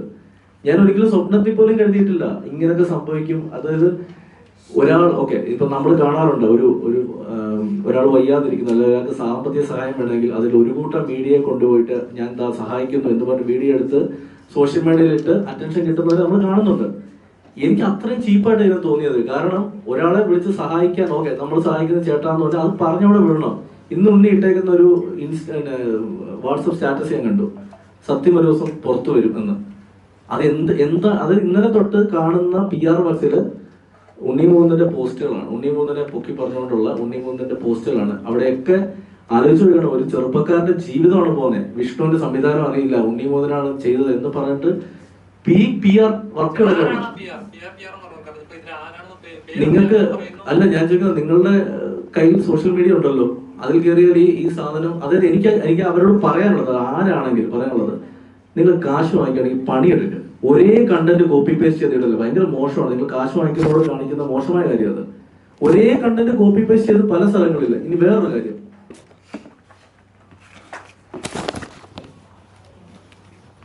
ഈ വ്യക്തിയല്ല, ഇത് അക്കൗണ്ട് പേര് ഫേക്കാണ്, പക്ഷെ ഹാരിസ് ഖാൻ എന്ന് പറയുന്ന 22K ഫോളോവേഴ്സ് ഉള്ള ഒരാള്. ഇദ്ദേഹത്തിന്റെ പരിപാടി എന്ന് പറയുന്നത് പേഴ്സണൽ അറ്റാക്ക്. അതായത് എന്റെ ഇൻസ്റ്റ, ഫേസ്ബുക്ക് തുടങ്ങിയ സ്ഥലങ്ങളിൽ വന്ന് ഒരേ സാധനം വളരെ മോശമായിട്ട് ബാക്ക് ടു ബാക്ക് ഇടുന്നവരാണ്. ഇതാരാന്ന് എനിക്കറിയില്ല, ഞാൻ സൈബർ പോലീസ് കംപ്ലൈന്റ് ചെയ്തിട്ടുണ്ട്. പക്ഷെ ഇതിൽ നിങ്ങൾ ഇരിക്കുന്ന പലർക്കും അറിയാം ഇതാരായിരിക്കും എന്നുള്ളത്. ഞാൻ മുഖ്യധാര മാധ്യമങ്ങളല്ല പറയുന്നത്, ഓൺലൈൻ മാധ്യമങ്ങൾ കൃത്യമായി അറിയായിരിക്കും ഇത് ആരായിരിക്കും എന്നുള്ളത്. അല്ല ചേട്ടാ, ഇത് ഞാൻ പറഞ്ഞ എനിക്കാണ് ഇങ്ങനെ അറിയത്തുള്ളൂ. ഇത് കാര്യം എന്താ വെച്ചാൽ ഉറപ്പായിട്ട് ഇയാളെ അറിയാം. ഇതിന്റെ ഓൺലൈൻ മാധ്യമങ്ങൾ ആർക്കായിരിക്കും ഇയാളെ അറിയാതെ? കാരണം അത് പറയാൻ കാരണം അല്ലല്ല, ഞാൻ നിങ്ങളോട് പറഞ്ഞത് ഈ PR എടുക്കുന്നത് അല്ലല്ല, ഒരു മിനിറ്റ്.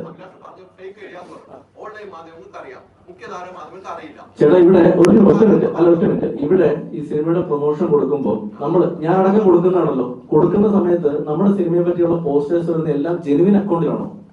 ഇത് ഇവര് കുറെ അക്കൗണ്ട്സ് ഉണ്ടല്ലോ. ഞാൻ ഓൺലൈൻ മീഡിയ എന്ന് പറയുന്നത് എനിക്ക് എല്ലാവരെയും കുറ്റപ്പെടുത്തി പറയുകയല്ല. ഞാൻ ഒരിക്കലും നിങ്ങളുള്ളതുകൊണ്ടാണ് സിനിമ, നിങ്ങൾ ഏറ്റവും വലിയ, ഞാൻ പറയുന്നത് സുമതിയോട് വിജയിച്ചതിന് ഏറ്റവും വലിയ കാരണം നിങ്ങളാണ്. നിങ്ങൾ എത്ര ദിവസം എന്നോട് വന്ന് എനിക്കറിയാം. ഞാൻ പറയുന്നത് നമ്മളൊരു ടീമിന് PR വർക്ക് കൊടുക്കുമ്പോൾ ഇവിടുത്തെ PR ടീംസ് ആരൊക്കെയാന്ന് എല്ലാവർക്കും അറിയാലോ. മെയിൻ PROs അവർക്കറിയാം. അവർ കൊടുക്കുന്ന കുറെ ആളുകൾക്ക് ഇത് സബ് കോൺട്രാക്ട് കൊടുക്കും. അവർ ഈ കണ്ട ചാത്തൻ അണ്ടർ അടകൂടാൻ പോസ്റ്റുകളിൽ വരുന്ന എല്ലാ പേജുകളിലും ഈ സാധനം വരും. അങ്ങനെ വരുന്ന ഇതിൽ സിനിമ പ്രൊമോഷൻ ചെയ്യുന്ന ഒരു പേജാണിത്. ഇതൊരു വ്യക്തിയല്ല എനിക്ക് അന്ന്, ഇതൊരു സിനിമ പ്രൊമോഷൻ ചെയ്യുന്ന പേജാണ്. അയാൾ ബാക്ക് ടു ബാക്ക് പോസ്റ്ററുകൾ ഇടുകയാണ്, കാർഡുകൾ ഉണ്ടാക്കി ഇടുകയാണ്. അടുത്തോണം എംപ്ലോയീസ് അങ്ങനത്തെ പറയേണ്ട ഒരു അതായത് ലോ ഇങ്ങനെ ആളിവിടെ ഉണ്ടോ?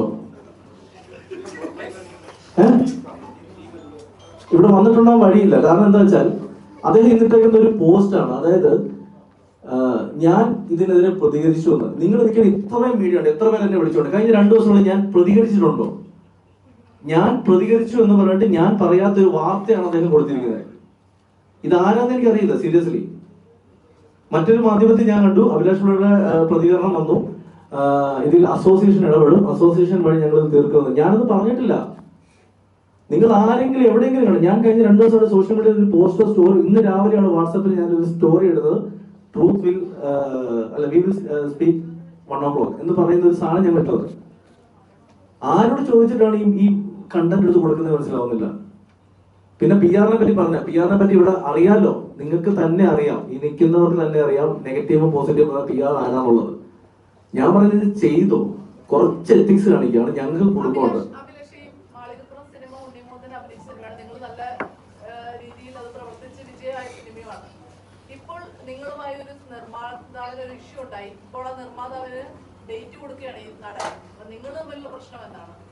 അല്ല, അതാണ് പറഞ്ഞത്. ഇത് തുടക്കം മുതൽ ആ സിനിമ ഇറങ്ങുന്ന സമയം മുതൽ ഉണ്ണി പല സ്ഥലത്തും പ്രത്യക്ഷത്തിലും അല്ലാതെയും പറയുന്ന ഒരു കാര്യമുണ്ട്, അത് ഉണ്ണിയാണ് ഡയറക്ടർ എന്നുള്ളത്. ഇത്രയും നാൾ ഞങ്ങൾ പബ്ലിക് പോസ്റ്റ് പറയാന്ന് വെച്ചാൽ ഇതങ്ങ് കഴിയട്ടെ എന്ന് കാര്യമില്ല. കാരണം സുമതിയോട് ഞാൻ ചെയ്യാനുള്ള മെയിൻ കാരണം ഞാൻ തുറന്നു പറയാം. ഇപ്പൊ വിഷ്ണുവിന്റെ സംവിധാനം അറിയില്ലെങ്കിൽ എന്തിനാണ് ഞാൻ മാളികപ്പുറം പോലെ വിജയം കഴിഞ്ഞിട്ട് വീണ്ടും വിഷ്ണുവിനോട് പേര് പടം ചെയ്തത്? എനിക്കിവിടെ വേറെ എത്രയോ ഡയറക്ടേഴ്സ് എന്നോട് കഥ ചോദിക്കാറുണ്ട്, എത്രയോ പ്രൊഡ്യൂസേഴ്സ് ചോദിക്കാറുണ്ട്. എനിക്ക് അവരെ വിശ്വാസമുള്ളതുകൊണ്ടും അവന് ഈ പണി അറിയാവുന്നതുകൊണ്ടും ഞാൻ നിൽക്കുന്നത്. അങ്ങനെയാണെങ്കിൽ ഓക്കെ, മാളികപ്പുറം ഉണ്ണിയും മൂന്നും ഡയറക്ട് ചെയ്തത്. അപ്പൊ സുമതിയോട് ആരാണ് ഡയറക്ട് ചെയ്തത്? അർജുന അശോകനോ? അല്ല, അർജുനോട് ചോദിക്കാമല്ലോ. ഈ പടം സുമതിയോട് ഡയറക്ട് ചെയ്ത ഡയറക്ടറല്ലേ, അർജുനോട് ചോദിച്ചാൽ പറയും ഇവന് പണി അറിയാവുന്നുള്ളത്. അല്ലെങ്കിൽ മാളികപ്പുറത്തിൽ അഭിനയിച്ച സൈജു ചേട്ടൻ അടക്കം ജീവിച്ചിരിപ്പുണ്ട്, സൈജു ചേട്ടന് ചോദിച്ചാൽ പോലെ ആരാ ഡയറക്ട് ചെയ്തെന്ന്. അല്ലെങ്കിൽ വേണ്ട, ഈ സിനിമയുടെ മേക്കിംഗ് വീഡിയോ യൂട്യൂബിലാണ്, നിങ്ങൾക്ക് ഇപ്പം നോക്കിയാൽ കാണാൻ പറ്റുമല്ലോ. എത്രയോ ദിവസം മേക്കിംഗ് വീഡിയോസ് കൊളാബ് ചെയ്തിട്ടേ, അതിലൊക്കെ നോക്ക് ആരാ ഡയറക്ടർ നോക്ക്. ഒരു സീൻ എടുക്കുമ്പോൾ വന്ന് അഭിപ്രായം പറയുന്ന ആള് ഡയറക്ടർ ആണെങ്കിൽ മലയാള സിനിമയിലെ എല്ലാ സംവിധാനം ഡയറക്ടർ, എല്ലാ നടന്മാരും ഡയറക്ടേഴ്സാണ്. എല്ലാവരും അഭിപ്രായം പറയും. ഞാൻ പോയി അഭിപ്രായം പറയാറുണ്ട്, അസോസിയേറ്റ് പറയണം, അപ്പൊ ഞങ്ങളാണോ ഡയറക്ടേഴ്സ്? ഇത് ഞാൻ പറയുന്നത് ഈ മാളികപ്പുറത്തിന് മാത്രമല്ല, ഞാൻ ചോദിക്കുന്നത് ഉണ്ണി പോയി സഹായം കൊടുക്കുന്നു, എല്ലാം ഓക്കെ. അങ്ങനെയാണെങ്കിൽ എന്തിനാണ് അദ്ദേഹത്തിന്റെ തന്നെ പടങ്ങൾ ഇവിടെ ചെയ്തിട്ട് കാശ് ഉപയോഗിക്കുന്ന പ്രൊഡ്യൂസേഴ്സ് ഇല്ലേ, എന്താ അവരെ സഹായിക്കാതെ? പിന്നെ നിങ്ങൾ പറയുന്ന പോലെ കഴിഞ്ഞ ദിവസമാണ് ഉണ്ണിയെ സഹായം കൊടുത്തതെന്നാണോ നിങ്ങൾ വിചാരം? ഇനി ഇന്നലെ ഒരു പോസ്റ്റ് വന്നു വീണകുന്നപ്പള്ളി പോസ്റ്റ്, ഉറപ്പായിട്ടും ഇനി ഞാൻ പറയുന്ന പറയാൻ വന്ന് കേട്ടുള്ളൂ. കഴിഞ്ഞ ഡിസംബർ, അതായത് 2025 ഡിസംബറിൽ നിങ്ങൾ ഈ പറഞ്ഞ ഇന്നലെ പൊട്ടി മുളച്ച ഈ രക്ഷകന്മാരിൽ ഒരാൾ, ഈ പറയുന്ന പ്രൊഡ്യൂസർ, എന്നെയും വിഷ്ണുവിനെയും അദ്ദേഹത്തിന്റെ ഫ്ലാറ്റിലേക്ക് വിളിച്ചു വരുത്തുകയും മുരളിച്ചേട്ടനെയും വിളിച്ചു വരുത്തുകയും ഞങ്ങളെ 3 പേരെ എഴുതി ഇദ്ദേഹം ഗോഡ്ഫാദർ കളിച്ചു. ഇദ്ദേഹം ചോദിക്കുന്നു, അത് അയാളുടെ കാശ് മൊത്തം പോയെന്ന് പറയുന്നത് എന്ത് ചെയ്യും? ഞാൻ മേടിച്ചത് എന്ത് പറയുന്നേ, കണക്ക് തരട്ടെ, കാശ് എവിടെ പോയെന്ന്, ഇത്രയും പൈസ വന്നിട്ടുണ്ട്, പുള്ളി എന്ത് പൈസ ഇറക്കിയെന്ന് ആദ്യം പറയട്ടെ. പുള്ളി പറയുന്ന ഈ കണക്കിൽ തിങ് സ്റ്റുഡിയോസ് എന്ന കാശും ഗൂഗിളിൽ നിന്നുള്ള കാശും ഒക്കെ പുള്ളിയുടെ അക്കൗണ്ടിൽ പോയപ്പോൾ അത് പുള്ളിയുടെ പൈസ എന്ന രീതിയിലാണ് പുള്ളി പറയുന്നത്. അപ്പം അദ്ദേഹം എന്തോ പറഞ്ഞു, ഞാൻ അല്ലെങ്കിൽ ഒരു കാര്യം ചെയ്യണം, എന്തായാലും മാളികപ്പുറത്ത് നല്ല പൈസ കിട്ടിയില്ല, അതിൽ നിന്ന് കുറച്ചെടുത്ത് ഇദ്ദേഹത്തെ സഹായിക്കും എന്ന് പറയുമ്പോൾ ഡിസംബർ മുതൽ ഈ വീഡിയോ വരുന്ന ഈ സമയം വരെ അദ്ദേഹത്തിന് ആലോചിക്കേണ്ടി വന്നു മുരളി കുന്നപ്പുറത്തിനെ സഹായിക്കാനായിട്ട്. ഞാൻ കുറച്ചു മുന്നേ പറഞ്ഞാണ്, ഇപ്പം എന്ത് പറയുന്നത് അറ്റൻഷൻ കിട്ടും. ഈ അറ്റൻഷൻ സീക്കേഴ്സ് ഉണ്ട്, അതിന്റെ പരിപാടിയാണ് ഇത്. ഇപ്പൊ എന്ത് സോഷ്യൽ മീഡിയ ഇട്ടാലും അറ്റൻഷൻ കിട്ടാം, ഒരാളെ സഹായിച്ചു, നമ്മൾ നന്മമരമായി, ഈ പരിപാടിയാണ്. ഇതിനപ്പുറത്തേക്ക് ഒന്നുമില്ല, ചീപ്പ് പബ്ലിസിറ്റി. ഉണ്ണിമുകുന്ദൻ ഡയറക്ട്ലി ഇതുവരെ എങ്ങും വന്ന് പറഞ്ഞാണ് ഞാൻ പറഞ്ഞത് ഉണ്ണിമുകുന്ദൻ അദ്ദേഹത്തിന് സഹായം കൊടുത്തു എന്ന് പറഞ്ഞതിന്റെ ബാക്ക് സ്റ്റോറിയാണ് ഞാൻ പറഞ്ഞത് എന്തിന് സഹായം കൊടുത്തു എന്നുള്ളത്. മാസങ്ങൾക്ക് മുന്നേ ഇതേ മുരളിച്ചേട്ടൻ എൻ്റെ അടുത്ത് പറഞ്ഞിരുന്നു, പിന്നെ മാളികപ്പുറം 2 നമുക്ക് ചെയ്താലോ, വേണുചേട്ടനോട് സംസാരിച്ചിട്ട് നമുക്ക് ഈ പടം ചെയ്യാന്ന് പറഞ്ഞാൽ ഞാൻ ചേട്ടൻ ചെയ്യുന്നില്ല, കാരണം അത് സംവിധാനം ചെയ്യാൻ വിഷ്ണുവിനെ സമ്മതിക്കില്ല എന്ന് എനിക്ക് നന്നായിട്ട് അറിയാം. അപ്പോൾ ഒരിക്കലും നമ്മൾ ഈ പടം ചെയ്യുന്നില്ല എന്ന് പറഞ്ഞ് വിട്ടതാണ്. ഇത് തുറന്നു പറയുന്നത് എന്താ വെച്ചാൽ, ഇനിയും ഞങ്ങളിത് മിണ്ടായിരുന്നാൽ ഞങ്ങൾ എന്തിനാണ് ഞങ്ങൾ ഈ അനുഭവിക്കുന്നത്? ഒരു സിനിമ എഴുതി, ഓക്കെ, ഒരു സിനിമ നഷ്ടം വന്നു, എഴുത്തുകാരനും സംവിധായകനുമാണോ ഇതിന്റെ ഉത്തരവാദി? ഞങ്ങൾ മാത്രമല്ല ഉത്തരവാദി. അങ്ങനെയാണെങ്കിൽ ഇതൊരു ഗ്യാംബ്ലിംഗ് അല്ലേ ഈ സിനിമ എന്ന് പറയുന്നത്? ശരിക്കും ഞാൻ ചെയ്തിട്ടുണ്ട്, വലിയ സക്സസ് ആയി കാശ് കിട്ടിയ പടമുണ്ട്, കാശ് പോയ പടമുണ്ട്. ഈ കാശ് പോയ പടങ്ങളെല്ലാം ഇങ്ങനെ തലയിൽ കയറുകയും കാശ് കിട്ടിയ സിനിമകളെല്ലാം അതൊക്കെ പ്രൊഡ്യൂസറിന് സ്വന്തമല്ലേ?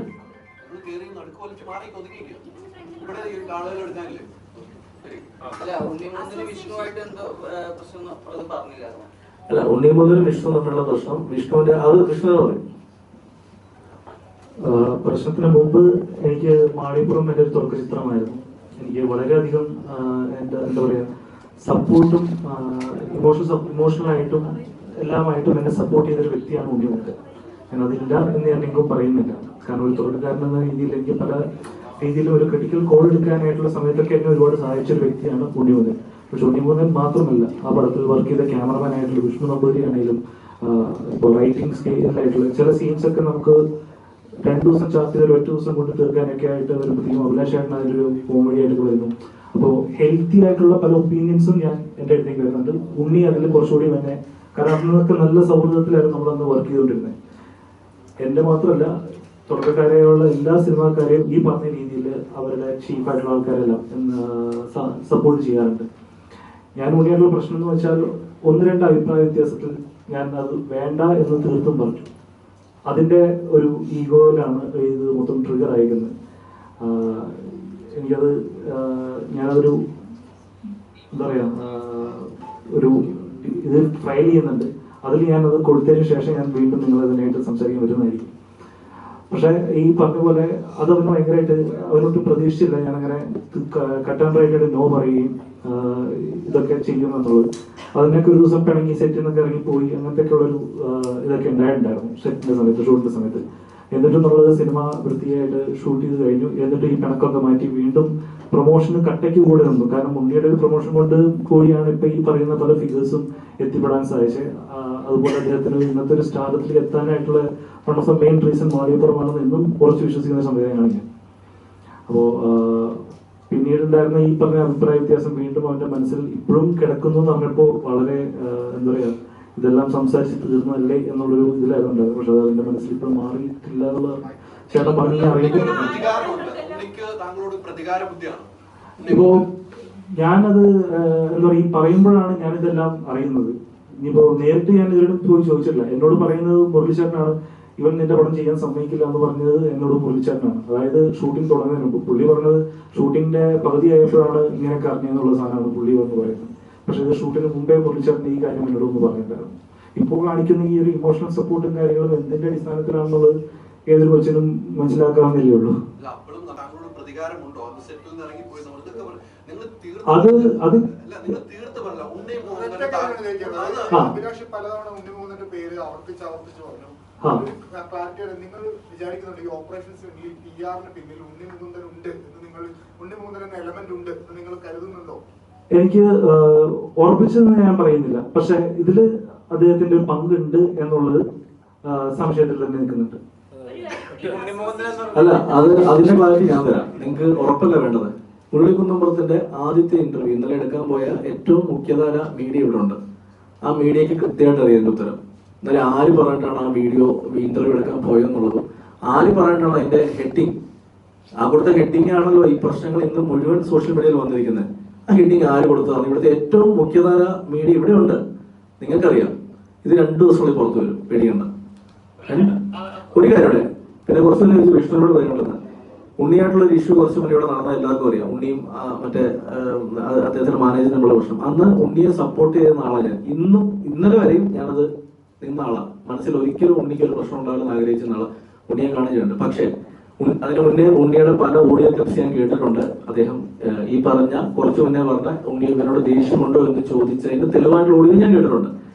പക്ഷെ ഇന്നലെ ഇത് കൃത്യമായ PR ആണെന്ന് അറിഞ്ഞ മൊമെന്റ് മുതൽ മനസ്സിൽ നിന്നൊരു സുഹൃത്തിനെ എടുത്ത് കളഞ്ഞത്, സീരിയസ് എടുത്ത് കളഞ്ഞ. കാരണം അങ്ങനെ ഒരു ചതി ഞാൻ പ്രതീക്ഷിച്ചില്ലായിരുന്നു.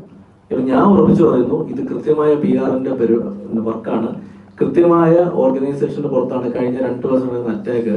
സോഷ്യൽ മീഡിയയിൽ നിന്ന് മാറിപ്പോയ ഒരു വീഡിയോനെ തിരിച്ചു കൊണ്ടുവന്ന് ഇത്രയും വലിയ ന്യൂസ് ആക്കി ഇന്ന് കേരളം മുഴുവൻ ചർച്ച ചെയ്യുന്ന, അല്ലെങ്കിൽ ഞങ്ങളെ സംശയത്തിന് നിലയിലേക്ക് നിർത്തുന്ന ഒരു വിഷയത്തിലേക്ക് കൊണ്ടുവന്നതിന്റെ പിന്നിലെ കൃത്യമായ മാസ്റ്റർ പ്ലാൻ പുറത്തു വരും.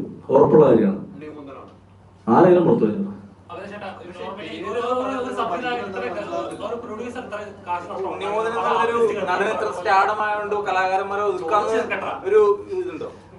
ഞാൻ ചോദിക്കുന്ന ഉണ്ണിമൂന്ന് എന്നൊരു സ്റ്റാറുള്ള ആളെ വെച്ച് പടം ചെയ്ത ആളല്ലേ ഞാൻ.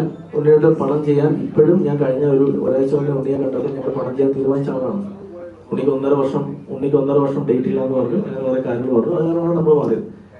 പക്ഷെ ഞാൻ ചോദിക്കുന്നത്, ഇന്നലെ മുതൽ നടക്കുന്ന ഈ PR-ൽ ഉണ്ണിമൂന്നിനാണ് സംവിധാനം ചെയ്തെന്നുള്ള രീതിയിലുള്ള PR അദ്ദേഹത്തിന്റെ എത്രയോ ഗ്രൂപ്പുകളിൽ, അദ്ദേഹം അറിയാവുന്ന അദ്ദേഹത്തിന്റെ ഗ്രൂപ്പുകളിൽ വന്നിട്ട് പോലും ഇന്ന് ഈ മൊമെന്റിൽ അദ്ദേഹം പ്രതികരിച്ചിട്ടില്ല. മാറ്റർ മാറുന്നുണ്ട്, കുറച്ച് മാറ്റർ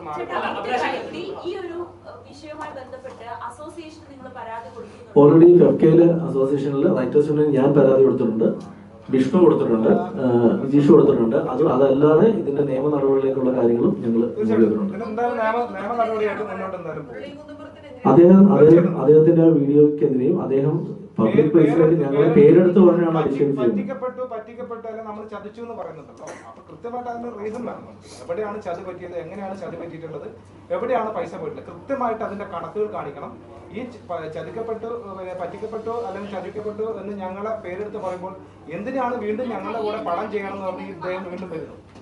ഞങ്ങൾ 2023 അയാളെ പടം ചെയ്ത് അയാളെ ഞങ്ങൾ പറ്റിച്ചു, അയാളുടെ സാമ്പത്തിക നഷ്ടമുണ്ടായി എന്ന് പറയുന്ന വ്യക്തി വീണ്ടും ഞങ്ങൾക്ക് അയാളുടെ സോഷ്യൽ മീഡിയ പേജിലേക്ക് കൂടി തന്നെ നമ്മളുടെ വരുന്ന പടങ്ങൾക്ക് മൈ ഡിയർ എന്നൊക്കെ പറഞ്ഞിട്ട് പോസ്റ്റ് ഇടുന്നു, വീട്ടിൽ വരുന്നു, ക്ഷണിക്കുന്നു, അടുത്ത പടത്തിന് പൂജയ്ക്ക് ക്ഷണിക്കുന്നു, പടത്തിന്റെ ട്രെയിലർ കാണുന്നു, കണ്ടിട്ട് പറഞ്ഞ് അടുത്ത പടം ചെയ്യണമെന്ന് പറയുന്നു.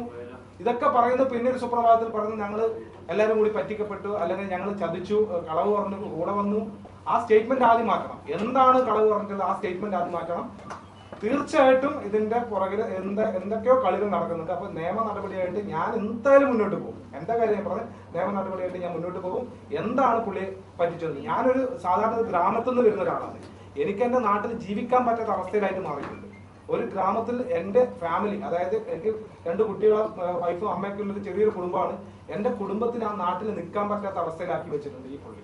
അപ്പൊ വ്യക്തമായിട്ട് ഇതിന്റെ തെളിവ് തരണം. കാരണം വെച്ചെങ്കിൽ എത്ര പൈസ ഇതിന് ഈ പടത്തിനകത്ത് നഷ്ടം വന്നു കണക്ക് കാണിക്കണം. അതിന്റെ പ്രൊഡ്യൂസർ എന്നുള്ള നിലയിൽ അദ്ദേഹത്തിന്റെ ഭാര്യയും മറ്റൊരാൾ ഇതിന്റെ പ്രൊഡ്യൂസറുണ്ട്. ആ പ്രൊഡ്യൂസറും ഒക്കെ ഞാൻ ഉൾപ്പെടെ ഇരുന്നിട്ട് ഇത്രയും പൈസ അതും ബിൽ ടു ബിൽ കണക്കായിരിക്കണം. അല്ലാണ്ട് പുള്ളി എഴുതി കൊണ്ടുവരുന്ന കണക്ക് നമുക്കിവിടെ ആവശ്യമില്ല. ബിൽ ടു ബിൽ കണക്ക് വന്നാൽ മാത്രമേ നമുക്ക് ഇതൊക്കെ പറയാൻ വേണ്ടി പറ്റുള്ളൂ. അപ്പൊ എന്നിട്ട് ഉറപ്പായിട്ടും പിന്നെ ഇത്രയും വന്നതിന് ശേഷം അത് കൊടുക്കാതിരിക്കുന്ന പ്രശ്നം വെച്ചാൽ രാവിലെ വീട്ടിൽ നിന്ന് ഇറങ്ങുമ്പോ മനസ്സിന് പക്ഷേ നമ്മളെന്തോ മറ്റേ കോടതിയിലേക്ക് കേസിന് പോകുന്നല്ലോ. ഇതിലാദ്യം പ്രസ് മീറ്റ് ഒക്കെ വീട്ടിൽ ഇറങ്ങുമ്പോൾ എനിക്ക് തന്നെ തോന്നുന്നു എല്ലാവരും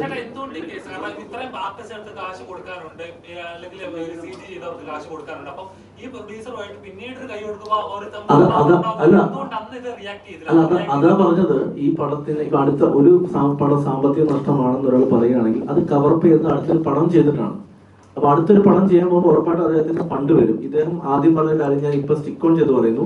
ഒരു സിനിമ എടുക്കുന്നു, അതിന് കുറെ പേരുടെ നിന്ന് ഫണ്ട് വാങ്ങിക്കുന്നു, ഇത് പടം പൊട്ടിയെന്ന് അദ്ദേഹം തന്നെ പറയുന്നു, അടുത്ത പടം ചെയ്യുന്നു, അടുത്ത പടത്തിലേക്ക് വരുന്നു എന്ന് പറയുമ്പോൾ ഇപ്പൊ അദ്ദേഹം ഇട്ട വീഡിയോ അദ്ദേഹം ഒരുപാട് പേർക്ക് പൈസ കൊടുക്കാനുണ്ട്. ഒരുപാട് ഈ വീഡിയോ കാണുന്ന ആരെങ്കിലും അദ്ദേഹത്തിനോട് ഇപ്പൊ പൈസ ചോദിക്കണം? ഒരാളും ചോദിക്കില്ല. പേടിയാണ്. കാരണം ഇനി എന്തെങ്കിലും ചെയ്താൽ അത് നമ്മുടെ തലയിൽ വരും എന്നുള്ളത്. ഞങ്ങളുടെ സേഫ്റ്റിക്ക് വേണ്ടി കൂടെയാണ് ഞങ്ങളിത് പറയുന്നത്. കാരണം ഇദ്ദേഹത്തിന് പൈസ കൊടുത്ത ആളുകൾ മുന്നോട്ട് വരട്ടെ. ഇദ്ദേഹം ഈ പടത്തിന് വേണ്ടി എന്റെ അറിവിൽ കാനഡയിൽ ഒരു ടീമിന്റെ 2 കോടി രൂപ വാങ്ങിച്ചിട്ടുണ്ട്. എനിക്ക് പേഴ്സണലി അദ്ദേഹത്തെ അറിയാം, അദ്ദേഹത്തോട് ഞാൻ സംസാരിച്ചിട്ടുണ്ട്. ഒരു ദിവസം എന്നെ ഇദ്ദേഹം വിളിച്ചു പറഞ്ഞു, അദ്ദേഹം വീട്ടിൽ നിന്ന് ഇറങ്ങണമെന്ന് പറഞ്ഞു, ഈ വീട് അദ്ദേഹത്തിന് എഴുതി കൊടുക്കണമെന്ന് പറഞ്ഞു. ഞാൻ അദ്ദേഹത്തെ വിളിച്ചിട്ട് ചോദിച്ചപ്പോൾ പുള്ളി പറയണം, അഭിലാഷ് ഞങ്ങൾ പറഞ്ഞിട്ടേ ഇല്ല, എനിക്ക് കുടുംബമാണ്, ഞാൻ കാനഡയിൽ ജീവിക്കണം, ഞാൻ അങ്ങനത്തെ ഒരു മനുഷ്യനല്ല. പുള്ളി എപ്പോൾ കിട്ടുന്നെങ്കിൽ തരട്ടെ, അതേ ഞാൻ പറഞ്ഞിട്ടുള്ളൂ. ഞാൻ ഒരിക്കലും പറഞ്ഞില്ല. ഇദ്ദേഹം കുറെ കാര്യം ഫാബ്രിക്കേറ്റ് ചെയ്യും സെന്റിമെന്റ്സ് കിട്ടാൻ വേണ്ടി. ഞാൻ പറഞ്ഞല്ല, അദ്ദേഹത്തിന്റെ മറ്റു ചില വീഡിയോസ് ഉണ്ട് ഇതേപോലെ തന്നെ കരയുന്ന. ആത്മഹത്യ ഭീഷണി വീഡിയോ നിങ്ങൾ ഇപ്പോൾ ഇത് മാത്രമല്ല കണ്ടുള്ളൂ. ഇയാൾ ആത്മഹത്യ ഭീഷണി ഇതിന് മുന്നേ ഒരുപാട് പ്രാവശ്യം ഇതുപോലെ അറ്റൻഡ് ചെയ്തിട്ടുണ്ട്. നമുക്ക് 13 ലക്ഷം രൂപയാണ് ചെന്നൈ കമ്പനിക്ക് കൊടുത്തിരിക്കുന്ന ബഡ്ജറ്റ് എന്ന് പറഞ്ഞല്ലോ. 13 കോടി. 13 കോടി. ഈ 13 കോടിയില് ഈ മുരളി കുന്നുംപുറത്ത് ചെലവാക്കിയ തുക എത്രയാണ്? അല്ല, അതാണ് ഞങ്ങൾ കൃത്യമായിട്ട് ചോദിക്കുന്നത്.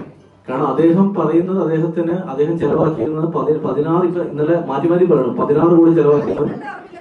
എന്റെ അറിവിൽ മാക്സിമം 4 കോടിക്കകത്താണ് പുള്ളി പൈസ ഇട്ടു എന്ന് പറയുന്നത്. അതിൽ തന്നെ 1.5 കോടി രൂപ ഞങ്ങൾ പുള്ളി ഇട്ടത് കൂടാതെ 1.5 കോടി രൂപ ഞങ്ങൾ വാങ്ങിച്ചു കൊടുക്കുന്നുണ്ട് ആദ്യം ഓവർസീസിന്റെ. പിന്നെ 50 ലക്ഷം, 2 കോടി. ആ 2 കോടി പുള്ളി ഇട്ട പൈസയിൽ കൂട്ടുകയാണ്. അത് ഇട്ട പൈസയല്ല, അത് ബിസിനസ്സാണ്. പണത്തിന് കാശില്ലാത്തതുകൊണ്ട് മുൻപേ ആ ബിസിനസ് നടത്തി കാശ് വാങ്ങിച്ചു എന്നേ ഉള്ളൂ. പക്ഷേ അതൊക്കെ കണക്ക് കൂട്ടുന്നത് പുള്ളി ഇൻവെസ്റ്റ് ചെയ്ത കാശായിട്ടാണ്. അതെങ്ങനെ പുള്ളി ഇൻവെസ്റ്റ് ചെയ്ത കാശാവും? ഞാൻ നിങ്ങളടുത്ത് പറയുന്നത് ഇത് പബ്ലിക് ഓഡിറ്റിംഗ് വരട്ടെ. ഞങ്ങൾ പറയുന്നത് ഞങ്ങൾ റെഡിയാണ് ഇരിക്കാനായിട്ട്. അസോസിയേഷൻ ഇരിക്കട്ടെ, പബ്ലിക് ഓഡിറ്റിംഗിന് ഇരിക്കട്ടെ. ചെയ്ത പടത്തിന്റെ എല്ലാ പ്രൊഡ്യൂസർ പാർട്ണർമാരും ഒക്കെ ആയിട്ട് നമ്മൾ അസോസിയേഷനിൽ ഇരിക്കട്ടെ. ഞങ്ങൾ ഇരിക്കാൻ ബാധ്യസ്ഥരാണ്, ഞങ്ങൾ ഇരിക്കും. നഷ്ടം അവിടെ ഞങ്ങൾ കാണിക്കണം. അത് ബിൽ ടു ബിൽ കാണിക്കണം. അവർ എഴുതിക്കൊണ്ടുവരുന്ന ബില്ല് നമുക്ക് എന്തായാലും അല്ലെ. ഇതില് ആ ബഡ്ജറ്റ് നന്നായിട്ട് നോക്കിയാല് പ്രൊഡ്യൂസർ എക്സ്പെൻസ് എന്നൊക്കെ പറഞ്ഞ് 18 ലക്ഷം രൂപ ഉണ്ട്. ഇദ്ദേഹം അമേരിക്കക്ക് പോയ ഇദ്ദേഹം ബിസിനസ് ക്ലാസ്സിൽ പോയ പൈസ എല്ലാം പടത്തിന്റെ ബഡ്ജറ്റിലേക്കാണ് വന്നേക്കുന്നത്. ഇദ്ദേഹം വേറെ എന്തോ ആവശ്യത്തിന് എടുത്തെടുത്ത പൈസക്ക് പലിശ കൊടുക്കുന്നത് ഇതിൽ വന്നിട്ടുണ്ട്. ഒരു സിനിമയുടെ ബഡ്ജറ്റ് ഇടുമ്പോൾ ഇത്രയും സിനിമാക്കാരുള്ളല്ലോ, നിങ്ങൾക്ക് ചോദിച്ചറിയാലോ. ഇതൊക്കെ ഇതിനകത്താണ് ആഡ് ചെയ്യുന്നത്. എല്ലാ ചെലവുകളും ആഡ് ചെയ്തിട്ട് എനിക്ക് 22 കോടിയായി, എനിക്ക് 20 കോടിയായി എന്ന് പറയുമ്പോൾ ഇതിന് കണക്ക് വേണ്ടേ? കൃത്യമായ കണക്കില്ലാതെ ഏതെങ്കിലും പ്രൊഡ്യൂസേഴ്സ് പടം ചെയ്യുമോ? ഞാനും 5 പടം വേറെ ഏതെങ്കിലും ആളാണ്, അതിൽ 3 പടം ചെയ്ത ഒരേ പ്രൊഡക്ഷൻ കമ്പനിയുടെ കൂടെയാണ്. ഇന്നേവരെ എനിക്കൊരു പ്രശ്നം ഉണ്ടായിട്ടില്ല. ആകെ എനിക്ക് പ്രശ്നം ഇപ്പം ഞാൻ കഴിഞ്ഞ പടം ചെയ്തു ആനന്ദ് ശ്രീബാല. എനിക്ക് അതിന് കിട്ടിയ സാലറി എന്താണെന്നുള്ളത് ഈ ഇന്നലെ സപ്പോർട്ട് കൊടുത്ത പ്രൊഡ്യൂസർ നോക്കിയാൽ മതി, അപ്പൊ അറിയാൻ പറ്റും എനിക്ക് എന്തെങ്കിലും സാലറി എത്താന്നുള്ള കാര്യം. മാളിയപ്പുറം കഴിഞ്ഞിട്ട് അതുപോലെ ഹിറ്റ് പടം ചെയ്തിട്ട് അടുത്ത പടം ചെയ്യുന്ന റൈറ്ററാണ് ഞാൻ. ഇന്ന് ഞാനത് പിന്നീട് ഞാൻ സംസാരിക്കാൻ വന്നിട്ടില്ല. കാരണം അതിന്റെ മറ്റൊരു പ്രൊഡ്യൂസർ ആൻഡോ ചേട്ടൻ, എനിക്ക് എന്റെ ജീവിതത്തിൽ എനിക്ക് ദൈവത്തെ തുല്യം ഞാൻ കാണുന്ന ഒരു പ്രൊഡ്യൂസറാണ്. ഇനി അദ്ദേഹം എന്നോട് വിളിച്ച് പറയാം, നിനക്ക് പൈസ തരാനില്ല, നീ ഒരു പടം ചെയ്യണം എനിക്ക് വേണ്ടി, നിനക്ക് പൈസ തരാൻ പറ്റത്തില്ല എന്ന് പറഞ്ഞാൽ ഞാൻ അദ്ദേഹത്തിന് പടം ചെയ്ത് കൊടുക്കും. അതെന്റെ കമ്മിറ്റ്മെന്റ്. ആ കമ്മിറ്റ്മെന്റ് എനിക്ക് മറ്റേ പ്രൊഡ്യൂസറോട് ഇല്ല. ആ കമ്മിറ്റ്മെന്റ് ഇല്ലാത്തതിന്റെ പുറത്താണ് എന്റെ അടുത്ത് ദേഷ്യം. കാരണം ഞാൻ ഒരു വേദിയിൽ അദ്ദേഹത്തിന്റെ പേര് പറയാറില്ല. ഞാൻ ഏത് വേദിയിൽ പോയാലും മാളിയപ്പുറത്തോട് സംസാരിക്കുമ്പോൾ ആൻഡോ ചേട്ടൻ എന്നൊരു പേര് മാത്രമേ ഞാൻ പറയാറുള്ളൂ. അതിന്റെ പ്രശ്നമുണ്ട് എന്നോട്. കാരണം അദ്ദേഹം ഉണ്ടാക്കിയ പടമുണ്ട്. പിന്നെ വൈൻഡപ്പ് ചെയ്യാം, ഒരു കാര്യം പറഞ്ഞ് വൈൻഡപ്പ് ചെയ്യാം. ഞങ്ങൾ ഈ ടോക്ക് ഈ പ്രസ് മീറ്റിലൂടെ ഇവിടെ നിർത്തുകയാണ്. ഇതിൽ ഒരു മീഡിയക്ക് ഞങ്ങൾ ഇനി സെപ്പറേറ്റ് ബൈറ്റ് തരാനോ ഇന്റർവ്യൂ തരാനോ ഒന്നും നിൽക്കുന്നില്ല. കാരണം പറയാനുള്ള എല്ലാം ഇവിടെ പറഞ്ഞിട്ടുണ്ട്. ഇനി ഇത് നിയമപരമെങ്കിൽ നിയമപരമായിട്ട്, ഇനി അതെല്ലാം സംഘടനാപരമായിട്ടാണ് സംസാരിച്ച് ചർച്ച ചെയ്ത് തീർക്കുന്നെങ്കിൽ അങ്ങനെ. പക്ഷെ ഇന്ന് ഈ പ്രസ് മീറ്റിന് ശേഷം ഞങ്ങൾക്ക് കൃത്യമായിട്ട് അറിയാം ഇതിന് ഇനി അഗ്നിസ്റ്റാൻഡിന്റെ PR വരും. അതിനെ ചെറുക്കാനുള്ള ഫിനാൻഷ്യൽ സപ്പോർട്ടൊന്നും ഞങ്ങൾക്കില്ല. പൈസ ഇറക്കി PR ചെയ്യാനൊന്നും ഞങ്ങളില്ല. ഇനി എന്ത് വന്നാലും ധൈര്യത്തോടെ നേരിടാന്ന് മാത്രമേ ഉള്ളൂ. ജനങ്ങൾ ഇതൊക്കെ ഞങ്ങൾ പറഞ്ഞത് കേട്ടു. ഇനി ജനങ്ങൾ തന്നെ ഒന്ന് ചിന്തിച്ചാൽ മതി. ഒരു സിനിമ ചെയ്യുമ്പോൾ അതിന് ഇത്രയും പൈസ ഞങ്ങൾ മാറ്റുക, അല്ലെങ്കിൽ പൈസ കൂട്ടിക്കൊണ്ടുപോകുക എന്നൊക്കെ പറഞ്ഞാൽ ഇദ്ദേഹത്തിന്റെ കൂടെയും പ്രൊഡക്ഷൻ ആളുകളില്ലായിരുന്നു, ഇദ്ദേഹം വെച്ചേക്കുന്ന ജോലിക്കാരും ഇല്ലേ. അപ്പൊ അവരെ കൂടെ ചോദിച്ചു കേട്ട് സംഘടന ചോദിച്ചു. അതാണ് ആദ്യം ഉദ്ദേശിക്കേണ്ടത്. ഈ സിനിമകൾ ചെയ്യുമ്പോൾ ഇതിന്റെ പുറകിൽ വന്നേക്കുന്ന ഫണ്ടിങ് ഇടുന്നത് ഇദ്ദേഹത്തിന്റെ ഹിസ്റ്ററി കൂടെ നോക്കണം, അതും കൂടെ നോക്കണം. അതായത് യൂട്യൂബിൽ ചെന്ന് നോക്കി അറിയാം, ഇദ്ദേഹത്തിനെതിരെ ED ഒരു സംഭവമുണ്ട്. ഓസ്ട്രേലിയൻ മലയാളി 6 കോടി ഇദ്ദേഹം പറ്റിച്ചു എന്ന് പറഞ്ഞിട്ട് ഒരു കേസ് നടക്കുന്നുണ്ട്. അതിന്റെ വീഡിയോ സോഷ്യൽ മീഡിയയിലുണ്ട്. ED അന്വേഷണം വേറെ നടക്കുന്നുണ്ട്. അപ്പൊ ആലോചിക്കണം, ഇതൊക്കെ ഞങ്ങൾ അറിയുന്നത് ഇതിന് ശേഷമാണ്. ആ സമയത്ത് വളരെ ഞങ്ങളോട് ചോദിച്ചു, അദ്ദേഹത്തിനോട് എങ്ങനെ പടം ചെയ്തെന്ന് ചോദിച്ചു. ഞങ്ങളൊരു പടം ചെയ്ത സമയത്ത് കുഴപ്പമില്ലായിരുന്നു, പടം ചെയ്ത് കഴിഞ്ഞതിന് ശേഷമാണ് ഈ പ്രശ്നങ്ങൾ മുഴുവൻ തുടങ്ങുന്നത്. അപ്പൊ ഇദ്ദേഹത്തിന്റെ മനസ്സിൽ എനിക്ക് തോന്നുന്നു, ഇദ്ദേഹം ചിന്തിച്ചു വെച്ചത് ഈ പടം ഒരു 100 കോടി കിട്ടും, 100 കോടി കിട്ടുന്നതോടെ എന്റെ പ്രശ്നമൊക്കെ മാറും എന്ന് കരുതിയ ഒരാൾക്ക് അത്രയും വരാതിരുന്നപ്പോൾ, അല്ല അദ്ദേഹത്തിന് പൈസ കിട്ടാതെ പോയ സമയത്തുണ്ടായ പ്രശ്നത്തിലാവും ഇതൊക്കെ പറയുന്നത്. പക്ഷെ അത് അദ്ദേഹത്തിന് മുന്നേ അദ്ദേഹം ചെയ്തു വെച്ചേക്കുന്ന കുറെ പ്രശ്നങ്ങളും ബിസിനസ്സിൽ നിന്ന് നഷ്ടങ്ങളാണ്. ഇതെല്ലാം എങ്ങനെ ഞങ്ങൾക്ക് തീർക്കാൻ പറ്റും? അതിൽ ടൈൽസ് കമ്പനിക്കാരെ കുറ്റം പറയുന്നുണ്ട് ആ വീഡിയോ അല്ല. ടൈൽസ് ബിസിനസ് ചെയ്ത ആരെയോ പറയുന്നുണ്ട്. പുള്ളി ചെയ്ത എല്ലാം പരാജയമാണ്, എല്ലാവരും ചതിയന്മാരാണ്. അതായത് ഏതൊരു പടത്തിൽ പറയുന്നല്ലോ, 41 സ്വാമിമാര് 40 പേര് മിസ്സായെന്ന് പറയുമ്പോൾ എനിക്ക് മനസ്സിലാവാത്ത ആ ഒരാളുടെ പ്രശ്നമാണോ ബാക്കിയുള്ളവരുടെ പ്രശ്നമാണെന്ന് അറിയില്ല. അദ്ദേഹത്തിന് പണം ചെയ്ത് എല്ലാവരും കുറ്റക്കാരാണ്.